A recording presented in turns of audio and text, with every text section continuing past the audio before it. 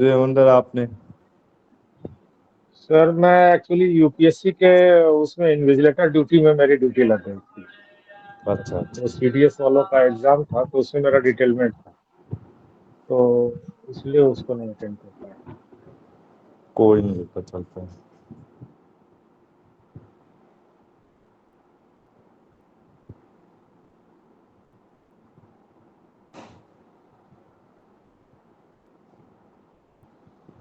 आज देखो आप,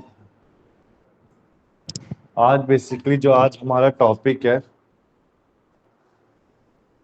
स्टार्ट करते हैं।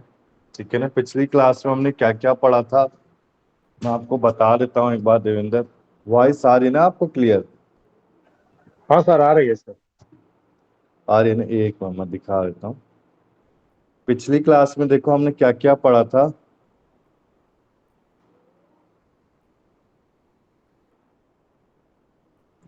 पिछली क्लास के जो टॉपिक थे, एक मिनट, आपको स्क्रीन दिख रही है? आज कोशिश करनी कि पूरा टॉपिक कंप्लीट कर दूं क्योंकि अभी 4 बुकें हैं और शायद आपके एग्जाम अगस्त के स्टार्टिंग से हो जाए, तो मेरे को जुलाई तक का टाइम है बस कराने का। पिछली क्लास में हमने पढ़ा था डिफरेंट स्टेजेस ऑफ सूट। यहाँ तक क्लियर है आपको?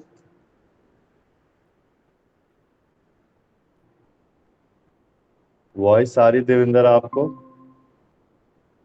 हाँ सर, आ रही है, आ रही है। सीमा वॉइस आ रही है आपको? Good morning sir. सर आ रही है। मॉर्निंग बेटा। कह रहा हूं, पिछली क्लास के टॉपिक याद है ना हमने क्या क्या कवर किया था पिछली हाँ क्लास? जी, सीपीसी। हाँ, सीपीसी के टॉपिक्स थे ना सर? सिविल प्रोसीजर कोड था। आज मैं आपको इम्पोर्टेंट सेक्शन प्रोवाइड कर दूंगा, पीडीएफ जो मैंने बना रखा है, ठीक है? Okay sir. उसका भगवती वॉइस आ रही है आपको? हाँ जी सर, आ रही है। Good morning sir. मॉर्निंग बेटा, आप क्लास थोड़ा रेगुलर ले लो क्योंकि जो टॉपिक स्टार्ट करूंगा मैं टैक्सेशन और ये सब्जेक्ट बने ही होते हैं बच्चे को फेल करने के लिए। जी सर। ठीक है ना? अब हाँ देखो जी आप, sir. Different stages of suit हमने पिछली क्लास में पढ़ा था। पिछली क्लास का टॉपिक क्या था मैं एक बार दिखा देता हूँ सबको। ये पीडीएफ आपके पास पहुंच गया होगा। Civil procedure code 1908। ठीक है। बेसिक जो सेकंड ईयर है आपका, सेकंड ईयर में देखो थोड़ा सा डिफिकल्ट लग रहा है, ट्रिकी लग रहा है कि कैसे पढ़ें क्या पढ़ें। तो आज मैं important question, sir important sections provide कर दूंगा पीडीएफ वाले। ठीक है ना, जो जो टॉपिक कवर किए हमने, कौन कौन से टॉपिक कवर किए थे हमने, अभी तक 3 बुकें कर ली, चौथी बुक आज आज में मुझे कंप्लीट करानी करानी। Almost excuse me sir. 90% तो कंप्लीट करा ही दूंगा। हाँ बेटा बोलो। हाँ जी सर, ये इसके एमसीक्यूज भी भेजेंगे ना आप? हाँ हाँ, भेजूंगा सीपीसी के। भेजूंगा। हाँ पक्का ठीक है। भेजूंगा, आज ही भेज और दूंगा। सर एक बार आपने वो सोगा के सेल ऑफ गुड्स एक्ट के एमसीक्यूज दिए थे, उसके आंसर्स मैंने आपसे रिक्वेस्ट करी थी। आंसर ठीक है, मैं प्रोवाइड हाँ करता जी। हूँ उसके भी। ठीक है ना, वो जो हाँ जी। सेल ऑफ गुड्स एक्ट है वो वाला उससे कर दो ना आप, कुमार की बुक से, जो हाँ कुमार जी, के वो भी दे क्वेश्चन। दीजिए। और आपने ना बहुत सारे एमसीक्यूज की पीडीएफ दी थी, तो हमने उसको वो करवा लिया प्रिंट आउट, लेकिन उसके आंसर्स नहीं है। है बेटा आंसर सब में। नहीं, ये सोगा को- वाले में जो आपने पहले भेजे थे ना, वो पहले शायद वाले कुमार में नहीं, वाले जो नहीं थे। कुमार कुमार वाला, कुमार क्वेश्चन बैंक का देखो आप, कुमार वो तो क्वेश्चन आपने बैंक का भेजा ही नहीं। भेजा है मैंने, भेजा है पिछली क्लास में भिजवाया है मैंने। चेक करो, भेजा है मैंने। फिर से भिजवा दूंगा, टेंशन अभी लास्ट एकदम क्लास के एंड में दिखा दूंगा, ठीक है ना, प्रोवाइड है कि नहीं। हाँ जी। ठीक है ना, एक वो बार। जो एक बार मैं आपको वो भेजूंगी आपके पास, वो पीडीएफ जिसके हम्म। आंसर्स नहीं है। ठीक ठीक है बेटा, ठीक। हाँ जी देखो सर, वो आप, मिल जाए तो। हाँ वो सेल ऑफ गुड्स एक्ट के मुझे याद आ गया, मैंने प्रोवाइड किया था ना पीडीएफ, उसके हाँ आंसर जी। प्रोवाइड करता हूँ। अगर आपको हाँ जी आंसर सर, नहीं प्लीज। मिलता है ना तो सिंपली आप गूगल कर लिया करो, गूगल से आंसर मिल जाते हैं। सर ठीक इतने है ना, सारे ना इतने सारे गूगल करते रहेंगे। स्कैन बेटा, एक स्कैनर होता है, जैसे आप मोबाइल रखते हैं ना तो एक मोबाइल से उसको स्कैन कर दो, गूगल के आगे एक स्कैनर आता है, फिर उसके सारे आंसर एक ही बार में मिल जाते हैं। अच्छा, ठीक। Okay okay. ठीक है हाँ, सर, मैं कोशिश नहीं करूंगी। तो ठीक है, नहीं तो समझ आपको गई। दिक्कत होती ना तो यूज चैट जीपीटी, अभी ये लॉन्च हाँ किया गया जी। है। चैट हाँ जी, जीपीटी में कोई सा भी हाँ क्वेश्चन जी, आप डालेंगे तो उसका एक थ्योरेटिकल आंसर निकल आता है। ठीक है ठीक ना, है। हाँ जी, वो तो निकल आता है। ग्रेजुएशन वाले बच्चे ज्यादा यूज कर रहे हैं इसका। हाँ जी, चैट अब देखो, जीपीटी अब के तो स्टार्ट करें बेटा आज का एआई टॉपिक का हम। है। हाँ हाँ, जी, एआई का है।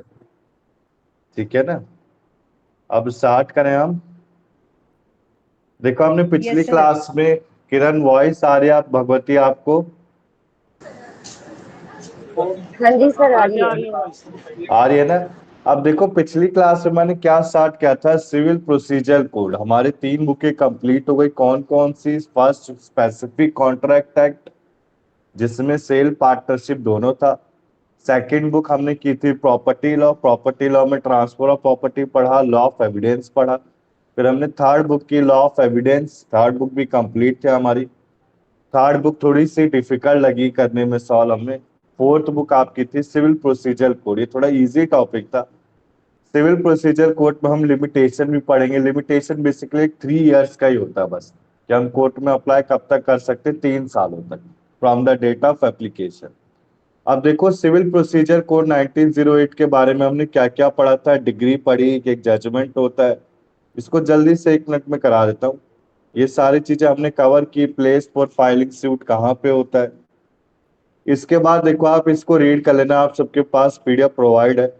ऑर्डर पढ़ा, जजमेंट पढ़ा, क्या होता है एफिडेविट, वेरी इंपॉर्टेंट। एफिडेविट के जो ब्लैक ब्लैक आपको दे रखे हैं, इसको अच्छे से पढ़ना है। जो ब्लैक ब्लैक आपको क्या दे रखा है, ये पॉइंट दे रखे कि डिपोनेंट के लिए होना चाहिए, फर्स्ट पर्सन के लिए डिस्क्राइब विद ऑल पर्टिकुलर्स होना चाहिए, सॉन बाय। ठीक है, यहां तक क्लियर है सबको? इसके बाद हमने ज्यूरिडिक्शन पढ़े, कितने सारे ज्यूरिडिक्शन होते हैं। इसके बाद देखो आप, वही प्लेस ऑफ फाइलिंग सुइंग हमने पढ़ा था। ये हटा दो आप। ठीक है ना? अच्छा, आपको बेटा फुल स्क्रीन दिखाई दे रही कि हाफ स्क्रीन दिखाई दे रही है सबको? अच्छा, बताओ बेटा भगवती, फुल स्क्रीन है कि हाफ स्क्रीन दिखाई दे रही है आपको? फुल है सर, फुल है। फुल ही आ रही है? हाँ जी। अच्छा, फुल आ रही है, ठीक है, ठीक। ठीक है, देखो आप, प्लेस ऑफ फाइलिंग सूट हमने इस चार्ट से समझ लिया था। इस चार्ट को करके जाना एग्जाम में, ठीक है ना। ये पीडीएफ मुझे बड़ा अच्छा लगा, छोटा भी और अच्छा भी, ठीक है ना। इसके बाद देखो आप, हमने फिर क्या पढ़ा, हमने पढ़ा डिफरेंट स्टेजेस ऑफ सूट। पिछली क्लास का जो टॉपिक था, डिफरेंट स्टेजेस ऑफ सूट को कवर अप कर लिया था। इसमें हमने पढ़ा इंस्टीट्यूशन कैसे करते हैं, इशू और सर्विस और सम्मन कैसे होता है, डिफरेंट टाइप ऑफ सम्मन हमने पढ़े थे पिछली क्लास में। रिटर्न स्टेटमेंट क्या होते हैं, discovery, inspection, appearance, hearing, judgement और डिग्री, और आपका लास्ट एग्जीक्यूशन। ये बेसिकली जो डिफरेंट स्टेजेस ऑफ सूट है, हमने कहाँ से कवर किए थे, एक बार रुको मैं आपको दिखा देता हूँ। ये बेटा हमने पढ़े थे यहां से। दूसरा पीडीएफ भी आपको प्रोवाइड होगा, ठीक है ना। यहां तक क्लियर है सबको? पिछली क्लास में सीमा किरण थे, इनको याद होगा हमने पिछली क्लास में क्या था, याद है बेटा आपको?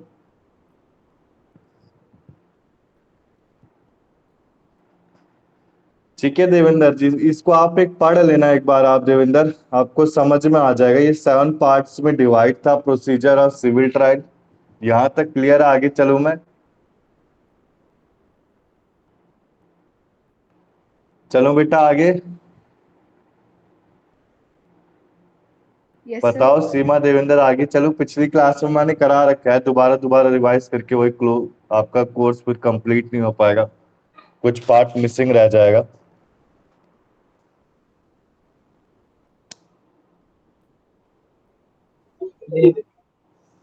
ठीक है, अब देखो जो आज के टॉपिक है, आज के टॉपिक में क्या क्या करूंगा, ठीक है ना। ये इसमें भी सेम वही टॉपिक है और इसमें भी, ये ज्यादा अच्छा लगा मुझे।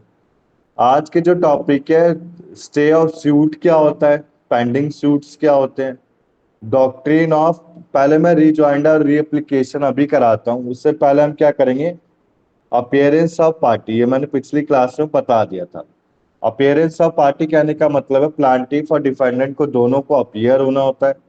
मैंने आपको एक एग्जांपल भी बताया था, if someone is absent from the court, तो कोर्ट क्या करेगा, अगर प्लांटिफ अपीयर नहीं होता हियरिंग वाली डेट पे तो कोर्ट क्या करेगा, या तो सूट को डिसमिस कर सकता है या फिर एक्स पार्टी के मेरिट में हो जाएगा, यानी कि डिफेंडेंट विन कर देगा। तो हमने पिछली क्लास में इस टॉपिक को कवर कर लिया था, फिर से एक बार समझा देता हूं मैं। अगर एक सूट फेल्ड होता है प्लांटिफ से तो एक समन इशूड किया जाता है डिफेंडेंट को कि वो अपीयर और particular date fix by the court, ठीक है ना। तो कोर्ट क्या कहेगा, एक लीगल नोटिस देगा किसको, डिफेंडेंट को, कि वो अपीयर होगा किसी एक particular date. Clear. Suppose that the date is national holiday, अगर आपका जो डेट है वो नेशनल हॉलीडे है तो नेक्स्ट फॉलोइंग डेट आपका अपीयरेंस डेट हो जाता है, ठीक है ना। तो हमने पिछली क्लास में कवर अप किए थे सारे पॉइंट की। सपोज दैट अगर जस्टिस आपका अवेलेबल नहीं है तो उसके बिहाफ पे आपका जो क्लर्क है, सीनियर क्लर्क है, सीनियर क्लर्क कौन सा होता था, कोर्ट रूम के साथ एक सीनियर क्लर्क का रूम होता था, तो सीनियर क्लर्क हमें प्रोवाइड करेगा डिटेल कि आपका जस्टिस इस दिन अवेलेबल होगा, वो एडवोकेट को बताएगा तो एडवोकेट मुझे बताएगा, ठीक है ना। मैंने पिछली क्लास में बताया था ये चीज। अब देखो अपीयरेंस ऑफ पार्टी में आपको पढ़ना है, अगर प्लांटिफ अपीयर नहीं होता हियरिंग डेट में तो कोर्ट या तो डिसमिस कर सकता है सूट को या फिर एक्स पार्टी डिफेंडेंट को विन करेगा। बेसिकली क्या होता है, डिफेंडेंट विन हो जाता है।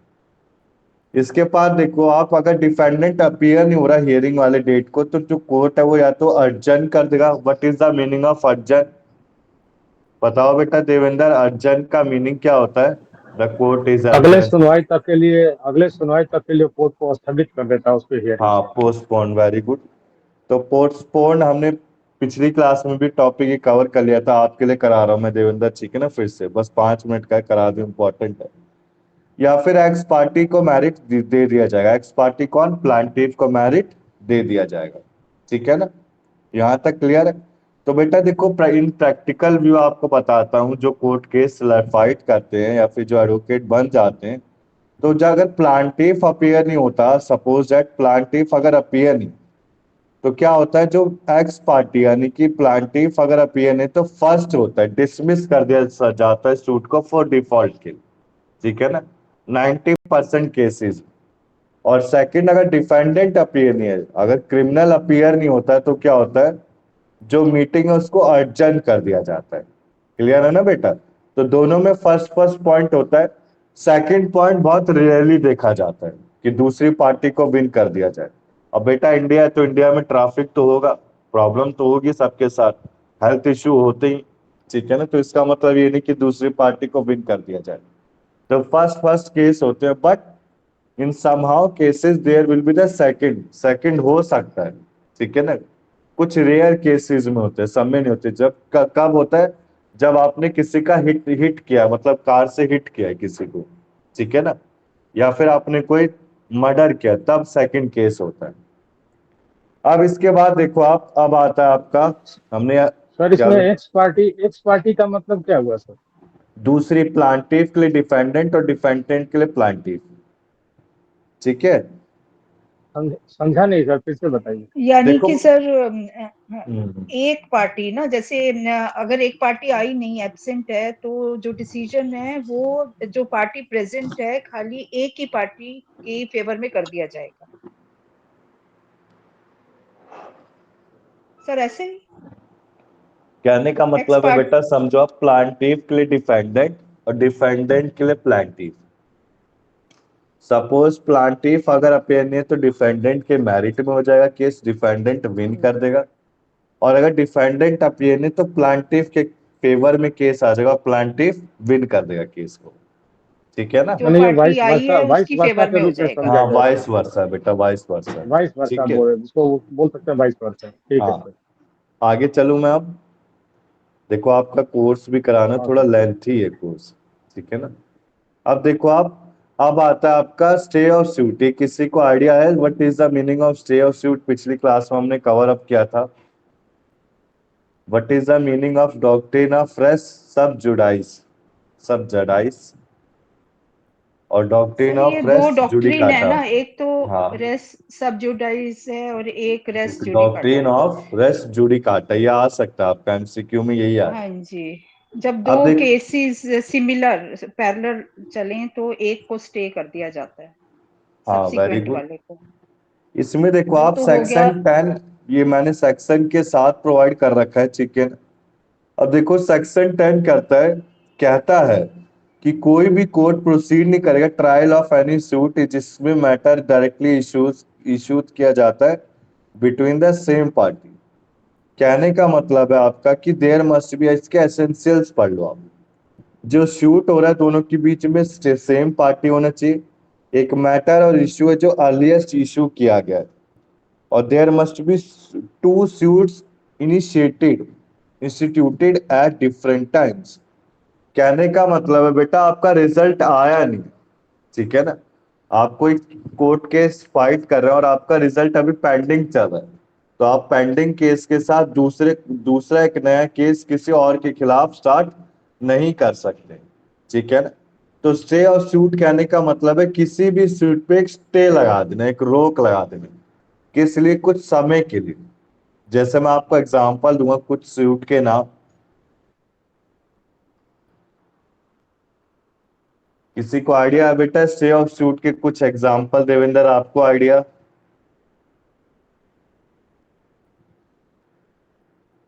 सर अगर कोर्ट ने किसी फैसला दिया है सर पहले कोई हियरिंग में सर, हम्म।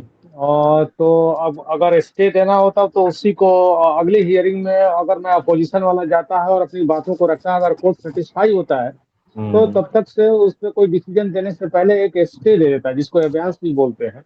तो हम्म। मेरे ख्याल से वही स्टे ऑफ सूट होता होगा शायद। इसमें एक एग्जांपल दे रखा है, आप नीचे पढ़ो उससे, ठीक है ना।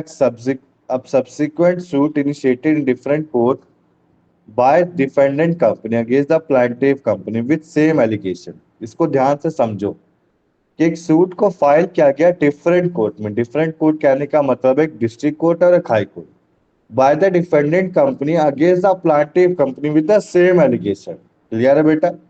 कहने का मतलब है कि सेम सूट है, उसको दो डिफरेंट कोर्ट्स में हेल्ड किया गया, ठीक है ना, डिस्ट्रिक्ट कोर्ट और हाई कोर्ट। अब कोर्ट ने क्या करा, जो सब्सिक्वेंट सूट है उस पर स्टे लगा दिया। स्टे लगा दिया उस क्यों? क्योंकि कंफ्लिक्टिंग डिसीजन को अराइज कर रहा है। क्लियर है ना बेटा?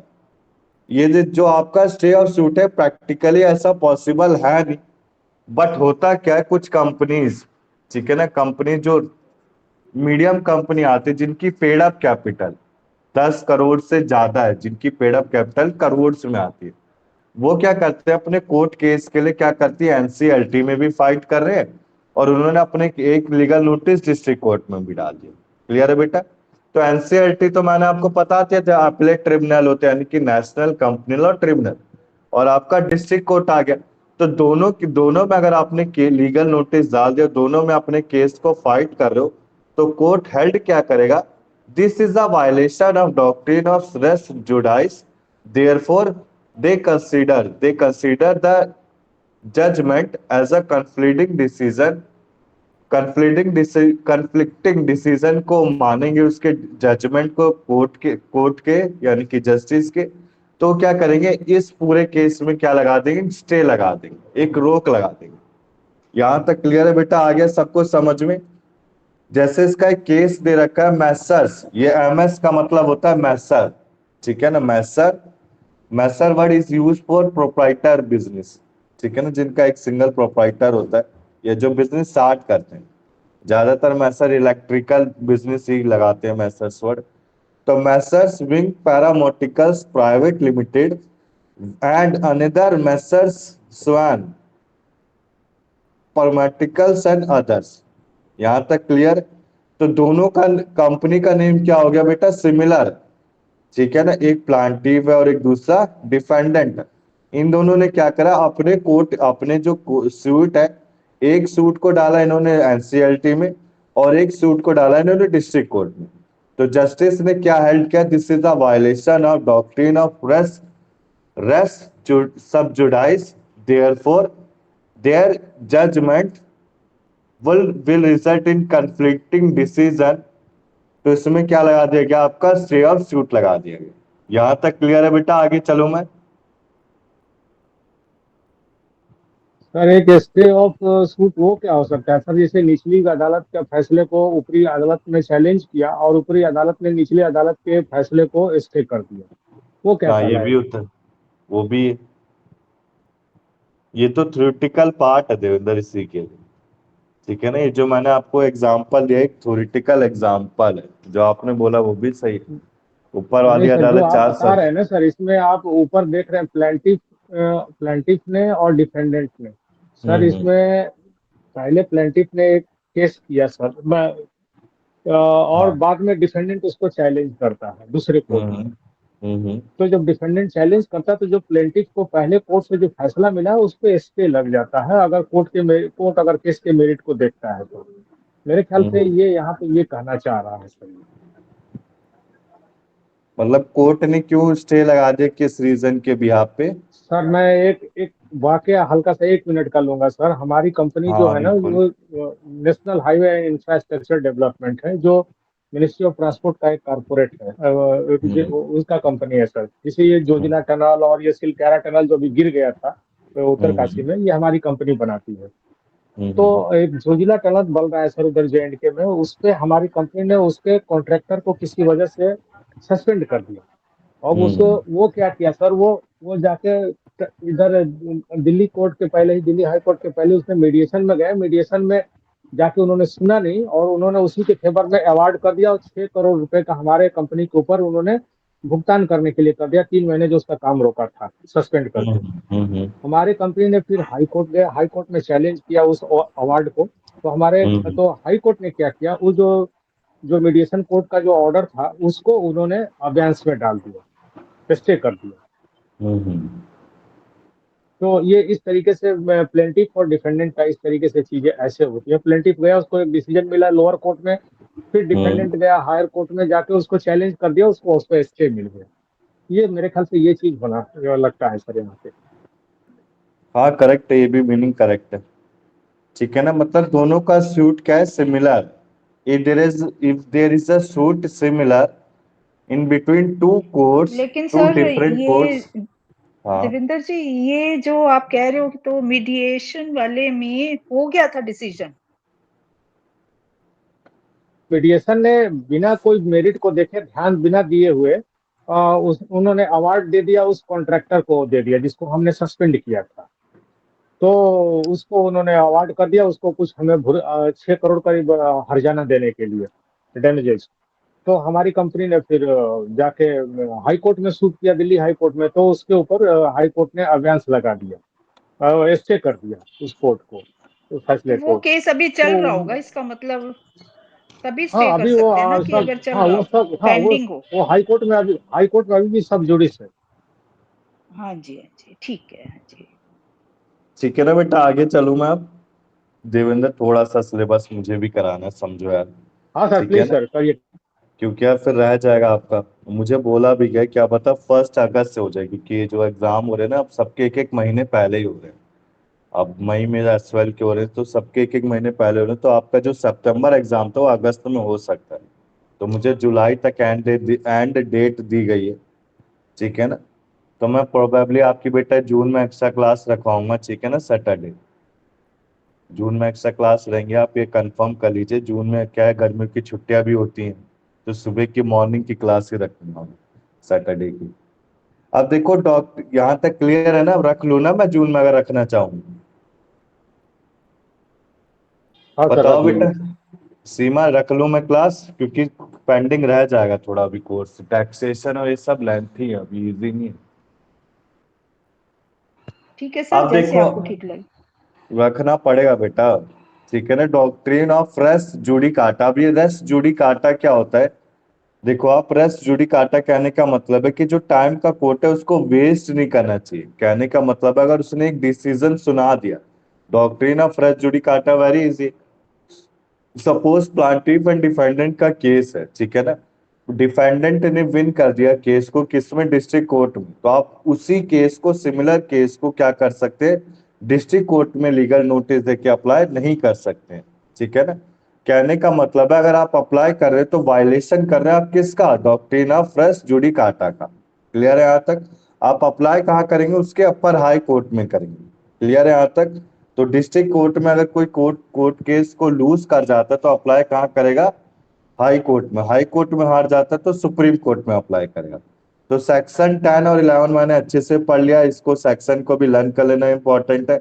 सेक्शन 11 क्या कहता है देखो आप, imposes bar restraint और repetition of litigation of same issue. Same वही है बेटा, एक इम्पोज करेगा, एक बैरियर क्रिएट करेगा, किसके लिए? रिस्ट्रेन यानी कि रोकना, दोबारा से लिटिगेशन स्टार्ट करना, किस पे? सेम इश्यू पे, ठीक है ना। तो इसके ग्राउंड्स क्या है बेटा? पब्लिक पॉलिसी के डॉक्ट्रिन पॉलिसी है कि there should be end to the litigation, एक एंड होना चाहिए लिटिगेशन का, ठीक है ना। इसके बाद देखो आप, the parties to the suit should not harass to aggregate the same issue और मैटर्स ऑलरेडी डिसाइडेड। कहने का मतलब है कि पार्टीज को दोबारा से स्टार्ट नहीं करना जो केस को लूज कर गए या फिर विन कर गए। जो टाइम ऑफ कोर्ट है वो वेस्ट नहीं होना चाहिए, ठीक है ना। कहने का मतलब अगर मैं आपसे पूछूं, किसी किसी ने मजाक मजाक में कोर्ट में कोई लीगल नोटिस डाल दिया, तो कहने का मतलब है अगर मैंने दूसरी कंपनी के ऊपर डाला और दूसरी कंपनी निर्दोष है, ठीक है ना। सपोज कहने का मतलब है डाउरी का, एक एग्जांपल चलो डाउरी का ले लेते, तो मैंने डाउरी का केस डाल दिया लड़के वालों के ऊपर। अब कोर्ट ने हेल्ड क्या किया, जस्टिस ने हेल्ड क्या किया, ऐसे बेमतलब में कोर्ट का टाइम वेस्ट किया लड़की वालों ने। तो सारा का सारा जो पेनल्टी है, पेनल्टी पैनल प्रोविजन किसके ऊपर अप्लाई हो जाएगा? वुमेन के ऊपर अप्लाई हो जाएगा जो गलत केस डाल दी, किस किस किस बिहाफ पे? डाउरी के बिहाफ पे। क्लियर है यहाँ तक? तो कहने का मतलब है कि कोर्ट का टाइम वेस्ट नहीं करना चाहिए, पॉइंट को एकदम क्लैरिफाई करता है, the time of court should not be wasted, ठीक है ना। जो टाइम है कोर्ट का उसको वेस्ट नहीं करना चाहिए। अब इसके बाद देखो, जो फॉर्मर सूट है वो पहले से डिसाइड हो चुका होता है। Such former suit and latter was between the same parties, और कोर्ट को डिटरमाइन कर लेना चाहिए अर्लियर सूट को जो कॉम्पिटेंट है लेटर सूट के लिए। यहां तक क्लियर है बेटा? आगे चलूं मैं, किसी को डाउट है? चलिए सर। ठीक है ना।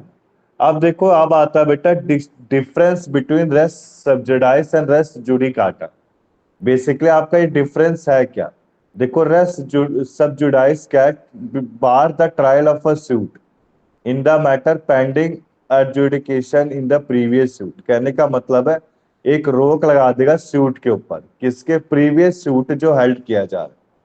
इसके अलावा देखो, डॉक्ट्रिन ऑफ रेस जुडिकाटा क्या, एक बार करेगा ट्रायल, एक बार किस में? सेम टाइटल पे, कहने का मतलब है, ठीक है ना। पहले यानी कि प्रीवियस सूट पे आपका पहला पहला डॉक्ट्रिन का डिफरेंस है, इसका एक अच्छा सा डिफरेंस दिखा दूंगा मैं, ठीक है ना, जो आप लर्न कर सके। तो पहला क्या है? रेस रेस सब्जुडाइस, कहने का मतलब है कि प्रीवियस सूट पे आपका बार लग गया। और डॉक्ट्रिन ऑफ रेस जुडिकाटा कहने का मतलब है कि सेम टाइटल पे आपका क्या लगा? इंपोसिस बैरियर क्रिएट कर दिए गए। यहां तक क्लियर है बेटा? आगे चलूं मैं, बताओ किसी को आइडिया आ गया? क्लियर? आगे चलूं मैं? Yes Bhagwati sir. आपको क्लियर है? भगवती, देविंदर, किरण आपको क्लियर है?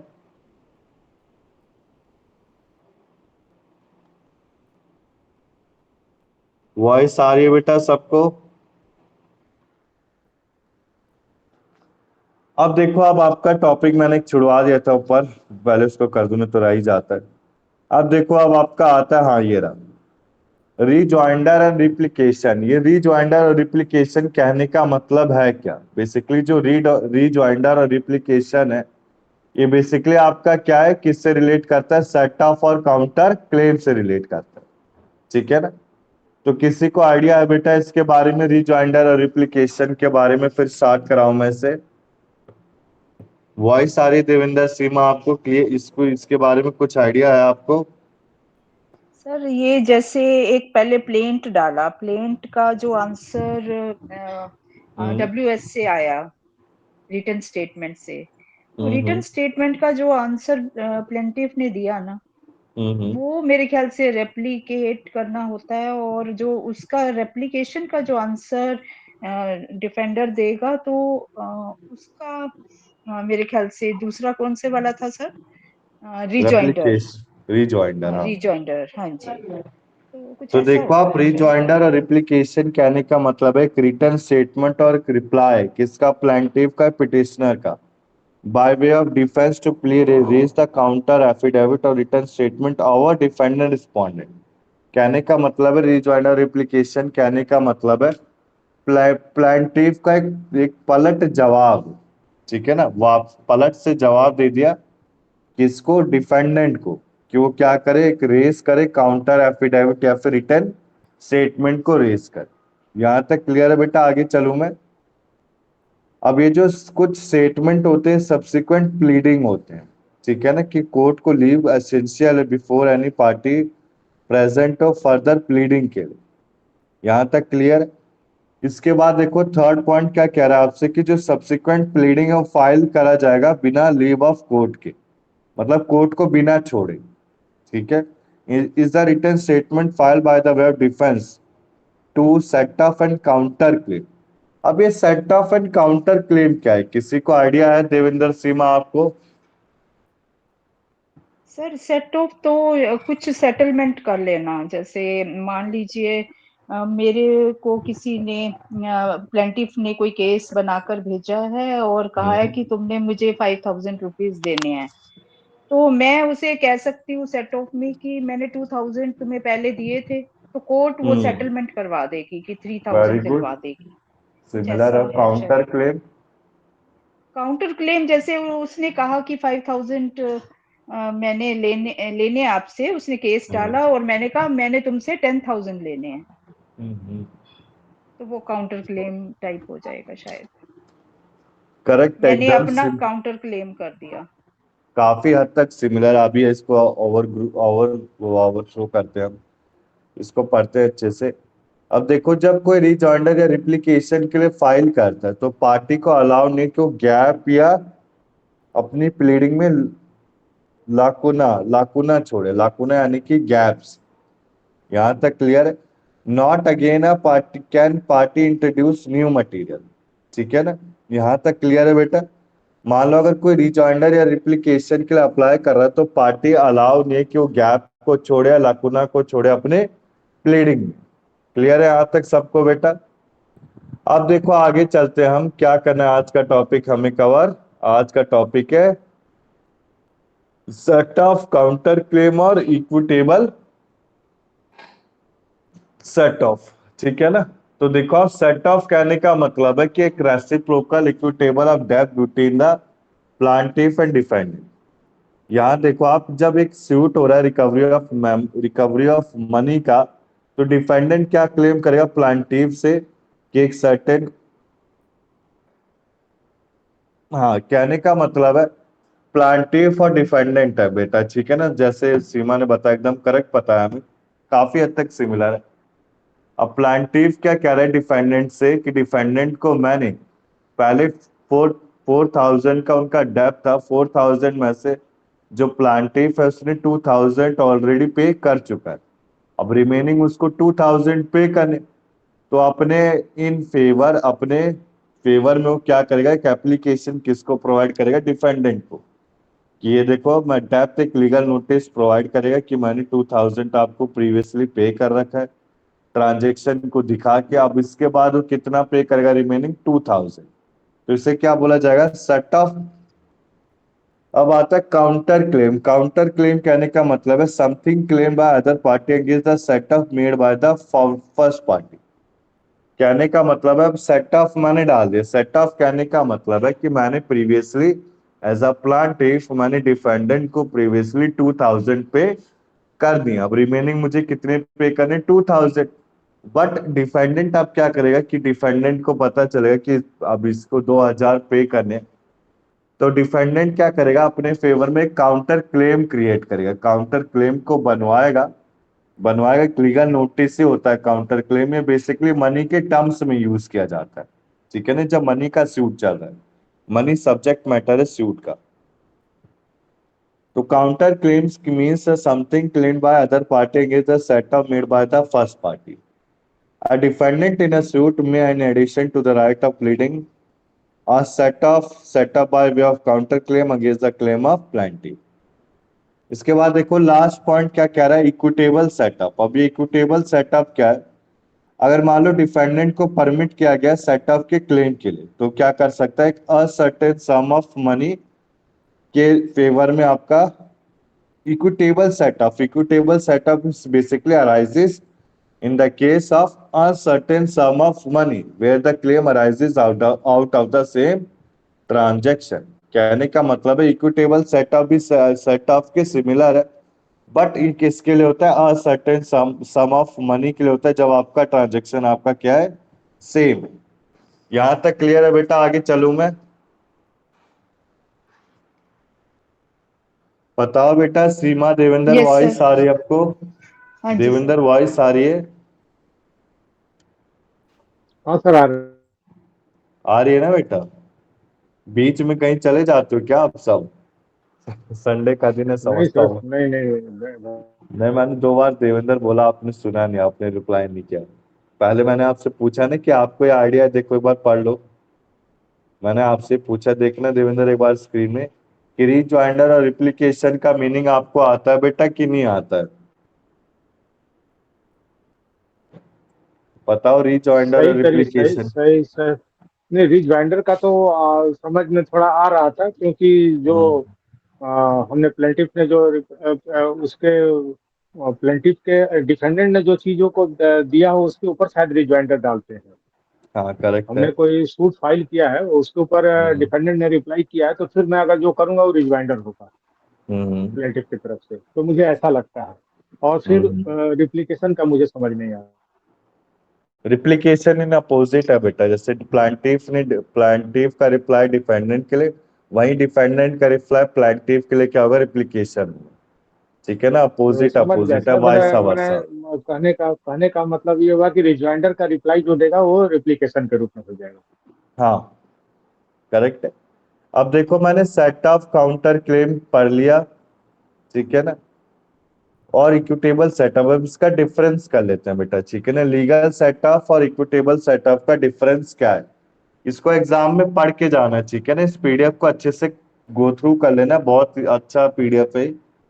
लीगल सेटअप में सम आपका क्या असर्टेन है, और इक्विटेबल सेटअप में सम क्या आपका असर्टेन नहीं है।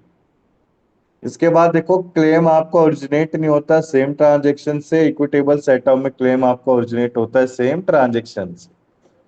इसके बाद देखो, थर्ड पॉइंट क्या है? क्लेम आपका as a right of defendant होगा, बट इक्विटेबल सेटअप में क्या है? आपका क्लेम क्लास प्रोवाइड कर, इक्विटेबल सेटअप आपका क्लेम नहीं हो सकता as a right by court discretion. इसमें कोर्ट फीस पे करनी होती है सेट ऑफ करने के लिए, जैसे मेरे को किसी से अमाउंट चाहिए। अब आप खुद सोचो बेटा, आपको क्या करना है? अमाउंट पे कर, अगर ज्यादा अमाउंट है सेट ऑफ में, तो कोर्ट फीस देके हम कोर्ट में केस हेल्ड कराएंगे। बट इक्विटेबल सेटअप में ऐसा कोई वो नहीं है कि आपको कोर्ट फीस पे करना है। ये टाइम बार्ड है, not, it must not be time barred. Time barred कहने का मतलब है एक लिमिटेड टाइम दिया जाता है कि इस समय तक आपको पे करना है।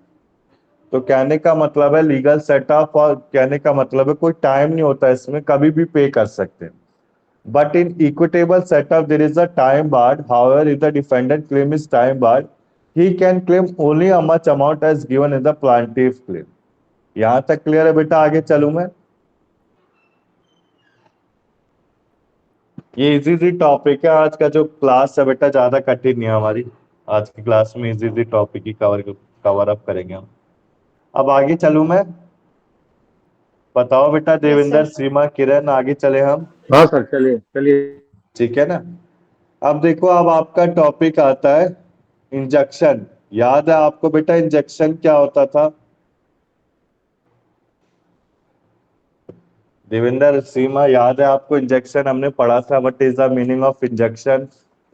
सर वो हाँ सर, जैसे पता है। इंटरिम कुछ भी ऑर्डर पास करवा लिया जाता है, जैसे अभी केस चल रहा है तो बीच में मान लीजिए कोई प्रॉपर्टी का इशू है, तो उस हम्म। प्रॉपर्टी के कि दूसरा बंदा उसको सेल ना कर दे, तो मैं एक इंजंक्शन ले लूंगी कोर्ट से, इंजेक्शन कहने ऑर्डर, का मतलब है it means a temporary judgement, ठीक है ना?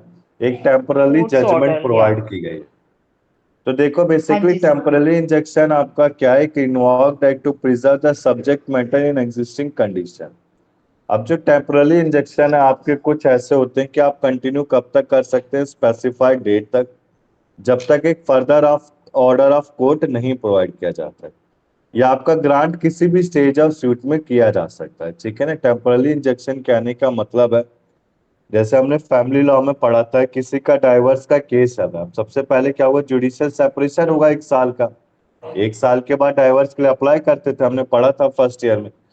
तो जब डाइवर्स के लिए अप्लाई करते थे, जो गर्ल है, गर्ल को प्रॉब्लम हो रही है कोर्ट को फीस पे करने के लिए, या फिर उसका घर चल नहीं पा रहा है, तो with in the time period of suit, justice क्या क्या क्या कहेगा लड़के को कि आपको 1000 पे करना है लड़की को। कब तक?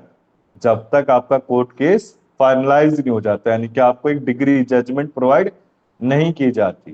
तो जो 1000 उसका आने जाने का खर्चा, उसका 1 महीने का किराया, वो जो 1000 लड़का पे कर रहा है, वो क्या, टेम्पररी इंजंक्शन जो प्रोवाइड किया गया है with in the pendency pending suit case. ठीक है ना, with in the pending suit case के अंडर। यहां तक क्लियर है?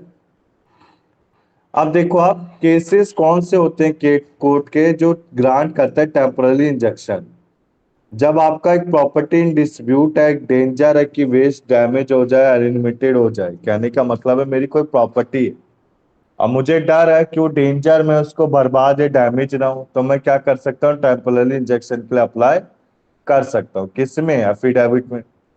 इसके बाद देखो आप, मेरे को डाउट है कि मेरे को डिस्पोज ना कर दिया जाए प्रॉपर्टी से, कि मैंने क्रेडिटर से बहुत ज्यादा उधारी ले रखी है, अब मुझसे क्या हो कि मेरी प्रॉपर्टी छीन नहीं ली जाए, या फिर मेरे को प्रॉपर्टी से निकाल ना दिया जाए, तो मैं क्या कर सकता हूँ, टेम्पररी इंजेक्शन के लिए अप्लाई कर सकता हूँ।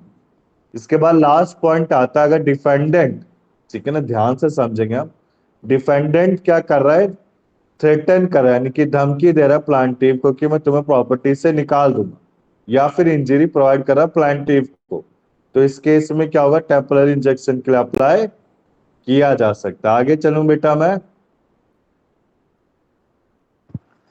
बताओ बेटा देवेंद्र, यस सीमा, सर। आगे चले हम। ठीक है ना। अब देखो, इंटरलोकेटरी ऑर्डर्स क्या, what is the meaning of interlocutory orders? ये आइडिया है आपको सीमा देवेंद्र क्या होता है इसका मतलब?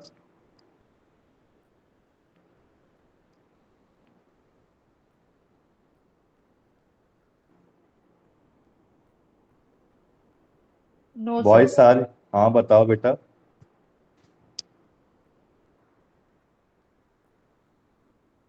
बताओ Seema Devendra, what is the meaning of interlocutory orders? नहीं पता सर। देखो मैं बता देता हूँ, इंटरलोकेटरी ऑर्डर्स क्या होता है, कुछ इश्यूज पे ये डिपेंड होता है। ठीक है ना। बेसिकली कोर्ट क्या करता है कि एप्लीकेशन दे रहा पार्टीज को सूट के लिए, order the sale, order the sale के लिए, जैसे मूवेबल प्रॉपर्टी। अब मूवेबल प्रॉपर्टी में क्या आ गया, चेयर फर्नीचर आ गया।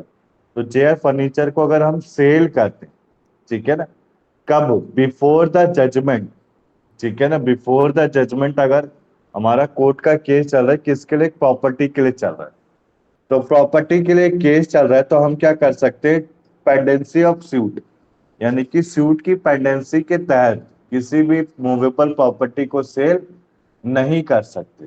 यहां तक क्लियर है बेटा? किसी को डाउट है इसमें? ठीक है ना।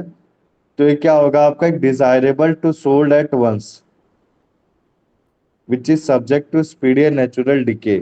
अच्छा सॉरी, देखो आप, इंटरलोकेटरी ऑर्डर कहने का मतलब है पेंडेंसी ऑफ सूट आपका चल रहा है, यानी कि कोर्ट केस चल रहा है, और with in the court case आप किसी भी चेयर फर्नीचर आपका डिके है, यानी कि खराब होने वाला है, तो आपको पता है कि आपका खराब हो जाएगा, तो आप क्या कर सकते हैं, इसको सोल्ड कर सकते हैं एक ही बार, बार बार नहीं। अगर आपको डाउट है, ठीक है ना, तो आप उसको क्या कर सकते हैं, सोल्ड कर सकते हैं। यहां तक क्लियर है बेटा? आगे चले हम। किसी को डाउट है इसमें? No sir. मनीष, वॉइस आ रही है आपको?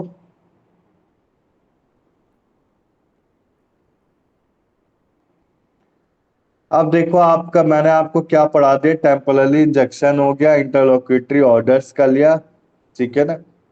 इसके बाद हमने set of counter claim equitable set of को कवर अप किया, ठीक है ना। अब आता है बेटा आपका अपील आता है, ठीक है ना। अभी अपील कितनी तरह की होती है, what is the meaning of appeal, कहने का मतलब क्या होता है, कोई बताएगा मुझे? सीमा, देवेंद्र, मनीष, आप में से अपील का सर मतलब क्या होता है? सर जैसे कोई जजमेंट आ गया लोअर कोर्ट का और मैं हम्म, सेटिस्फाई नहीं हूँ, मेरे अगेंस्ट आया है, तो मैं हाई कोर्ट में उसको अपील कर सकती करेक्ट है। आप बताओ देवेंद्र, इसका मीनिंग क्या होता है अपील का?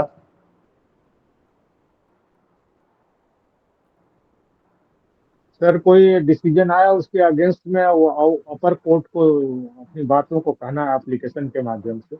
हम्म। That is appeal sir. देखो बेसिकली जो पीडीएफ प्रोवाइड है इसमें तो काफी छोटे में समझा रखा है अपील, ठीक है ना। बट दूसरा पीडीएफ अभी पहले मैं कवर पूरा कवर कर दूं, फिर दूसरी पीडीएफ में दिखाता हूँ अपील कितना बड़ा होता है। उसको आप ही को करना बेटा, आज मैं होमवर्क दूंगा, ठीक है ना, करने के लिए। अब देखो अपील बेसिकली आपके चार अपील होते हैं। एक ओरिजिनल डिग्री से, डिग्री कहने का मतलब है मेरे को कोई जजमेंट आया है, ठीक है ना। अब मेरे फेवर में डिस्ट्रिक्ट कोर्ट में जजमेंट आया जो मेरे अगेंस्ट है, तो मैं क्या करूंगा? अपील करूंगा हाई कोर्ट में, ठीक है ना। अब आता है इसके बाद सेकंड अपील, सेकंड अपील को करते हैं अभी, ठीक है ना। फिर आता है अपील फ्रॉम ऑर्डर, ये सब सेक्शन नंबर और ऑर्डर मेंशन है बेटा, इसको पढ़ना है, ठीक है ना। फिर इसके बाद आता है appeal to the supreme court, ठीक है ना। तो चार अपील हमने पढ़े। What are the different types of appeal, तो आप क्या कहेंगे? First appeal from original decree, second appeal, appeal from order, appeal to the supreme court, ठीक है ना। तो देखो आप अपील फ्रॉम ओरिजिनल डिग्री कहने का मतलब है ये आपका कोर्ट होता है कि आप सुपीरियर कोर्ट में अप्लाई कर सकते हैं। जब आपका कोई भी where the degree has been passed with the consent of party, no appeal lies. The appeal from original degree lies on a question of law as the question of the fact. कहने का मतलब है कि appeal from original degree preferred किया जाता है court से कि आप क्या कर सकते हैं? अपील कर सकते हैं हायर कोर्ट में। जब एक कंसेंट ऑफ पार्टी से डिग्री को पास कर दिया गया और कोई अपील लाई नहीं हुआ, तब भी मैं सेटिस्फाइड नहीं हूं, ठीक है ना। आगे चल के मुझे प्रॉब्लम क्रिएट कर रहा है, तो मैं क्या कर सकता हूं? उसी अपील को फिर दोबारा से कोर्ट कोर्ट की उसमें कोर्ट कोर्ट सूट केस में कन्वर्ट करा के किस में अपील डाल सकता हूँ? सुपीरियर कोर्ट में, यानी कि डिस्ट्रिक्ट से सुपीरियर हाई कोर्ट में डाल सकता हूँ, हाई कोर्ट से सुपीरियर सुप्रीम कोर्ट में डाल सकता हूँ। यहां तक क्लियर है बेटा? आगे चले हम। बताओ सर बेटा, फिर ये सीमा, फर्स्ट देवेंद्र। हाँ सर बेटा, इनमें फिर क्या फर्क है ओरिजिनल में करेंगे और बेटा, आगे सेकंड आगे अपील? पढ़ेंगे। कहने का अच्छा ओके। देखो फर्स्ट ओरिजिनल डिग्री, यानी कि ओरिजिनल डिग्री से मैं सेटिस्फाइड नहीं। अब वो ओरिजिनल डिग्री मेरा कहीं पे भी हो सकता है, डिस्ट्रिक्ट कोर्ट में, हाई कोर्ट में, क्लियर। तो मैं क्या करूंगा? उसके सुपीरियर कोर्ट में अप्लाई करूंगा। सेकंड अपील अभी पढ़ते हैं। और अपील फ्रॉम ऑर्डर, यानी किसी ऑर्डर के आने से मैं कोई अपील डाल रहा हूँ। और लास्ट होता है appeal to the supreme court, यानी कि सीधा का सीधा मैंने एकदम सुपीरियर कोर्ट में अप्लाई कर दिया, appeal to the supreme court. इसका डिफरेंस भी आगे, ठीक है ना, आगे चल के करते हैं। अब बेसिकली देखो आप, हाँ ये रहा, ठीक है ना। सेकंड अपील क्या होता है, इसका थोड़ा एकदम डिटेल एक्सप्लेनेशन भी है बेटा, दूसरे पीडीएफ में अभी दिखाता हूँ। सेकंड अपील क्या होता है? सेकंड अपील आपका होता है सबऑर्डिनेट कोर्ट से। देखो आप, an appeal lies to the high court from every decree pass in appeal by the subordinate court if high court is satisfied the case involve a subsequent question of law. अब ये second appeal क्या कह रहा है, इसको ध्यान से समझो आप। डिस्ट्रिक्ट कोर्ट के बाद आपका क्या है? High court. तो हाई कोर्ट में कोई सा अपील है वो क्या होगा? आपका सेकंड अपील। यहां तक क्लियर है बेटा? किसी को डाउट है? तो ये कह रहा है कि सेकंड अपील क्या है? It is appeal of high court which passed by the subordinate court. यहां तक क्लियर है? ये ब्लैक ब्लैक चीज पढ़नी है बेटा, ठीक है ना। क्लियर है सीमा, देवेंद्र? आगे चलूं मैं? Yes sir. वॉइस आ रही है देवेंद्र आपको? हाँ सर आ रही है, चलिए आगे सर। आज चलो ना बेटा, ये देखो मैंने ना छोटे से में समझा, अभी थोड़ा डिटेल में दिखाता हूँ आपको, ठीक है ना। फिर आता है अपील फ्रॉम ऑर्डर। अब अभी अपील फ्रॉम ऑर्डर क्या होता है सीमा, आप देखेंगे इसमें, देखो डिफेक्ट और इरेगुलरिटी इन लॉ है। ये बेसिकली अपील कब हम अपील करते हैं ऑर्डर के लिए? जब हमें कोई डिफेक्ट मिल रहा है, ठीक है ना। डिफेक्ट कहने का मतलब है जैसे कोई कंज्यूमर प्रोटेक्शन है, अब कंज्यूमर प्रोटेक्शन आपकी अच्छी है, suppose right to consumer education मुझे सही नहीं लगता कि राइट टू कंज्यूमर एजुकेशन सही नहीं, या फिर हमने कॉन्स्टिट्यूशन लॉ में पढ़ा था राइट टू प्राइवेसी अभी नया नया आया, उसको हटा भी दिया गया, आपके ईयर तक था वो एप्लीकेबल, अब एप्लीकेबल नहीं है राइट टू प्राइवेसी, तो राइट टू प्राइवेसी लाया गया। अब लोगों को लगा यार राइट टू प्राइवेसी तो सही नहीं है भाई, इसको हटाना चाहिए, डिफेक्ट है इसमें कुछ ना कुछ। अब पेरेंट्स नहीं तहकीकात करेंगे बच्चों की तो कौन करेगा भाई, खुद सोचो आप। तो ये क्या करा, इस ऑर्डर को क्या कर देंगे, there is a defect in this और in such case order, therefore appeal from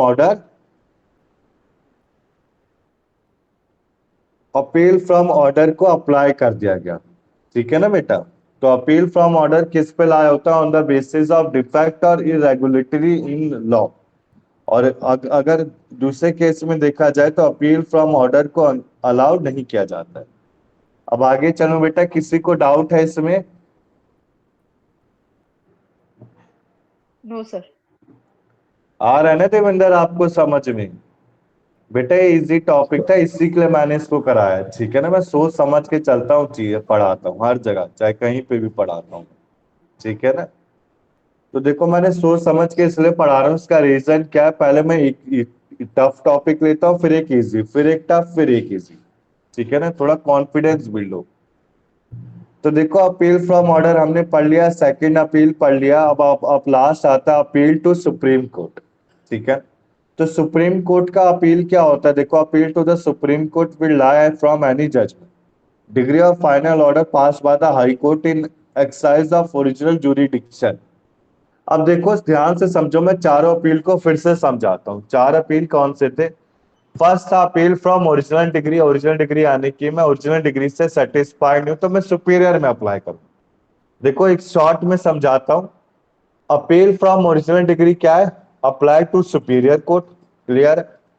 appeal from second appeal कहने का मतलब है high court appeal, subordinate pass by subordinate court, clear है बेटा। सेकंड अपील क्या कहना चाहता है, high court judgment created by subordinate court, clear. इसके बाद थर्ड पॉइंट आता है appeal from order. Appeal from order क्या कहता है, it arises when there is a defect और इरेगुलेटरी इन लॉ, ठीक है। फिर लास्ट अपील आता है आपका क्या, अपील टू सुप्रीम कोर्ट। इसको ध्यान से समझेंगे आप। अपील टू सुप्रीम कोर्ट कहने का मतलब है apply to the superior court, ठीक है ना, apply to the supreme court when there is a order pass by the high court, clear है बेटा। आगे चलूं मैं, आगे यस सर। चले बेटा। सीमा देवेंद्र आ गया ना टॉपिक समझ में? यस सर, आ गए। आ गया ना। अब बेटा आप मुझे बताओगे एक मिनट कि ये रेफरेंस रिव्यू और रिवीजन क्या होता है देवेंद्र, आपको idea what is the meaning of reference review और रिवीजन?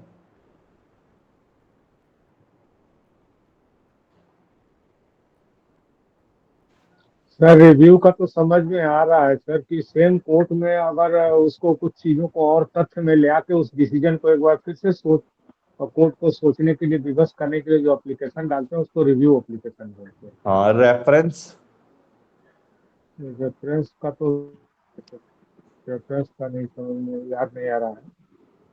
और इसका है रिवीजन, बेटा आगे डिफरेंस है इसका, टेंशन मत लो, ये रहा रिवीजन। रेफरेंस सर ये होता होगा ना, हाँ जैसे हाँ मान लीजिए कोई डिस्ट्रिक्ट कोर्ट में कोई केस चल रहा है और उन्हें कोई ऐसा लॉ सामने आ गया जो उन्हें समझ नहीं आ रहा, उन्हें पता नहीं चल रहा कि इसको कैसे इम्प्लीमेंट करना हाँ, है, तो हाई तो कोर्ट का वो ओपिनियन उसको लेंगे। रेफर कर देते हैं हाई कोर्ट को कि आप बताओ इसका क्या करना है, क्योंकि पहले हाँ उसका वेरी डिस्कशन गुड, कभी हुआ नहीं है।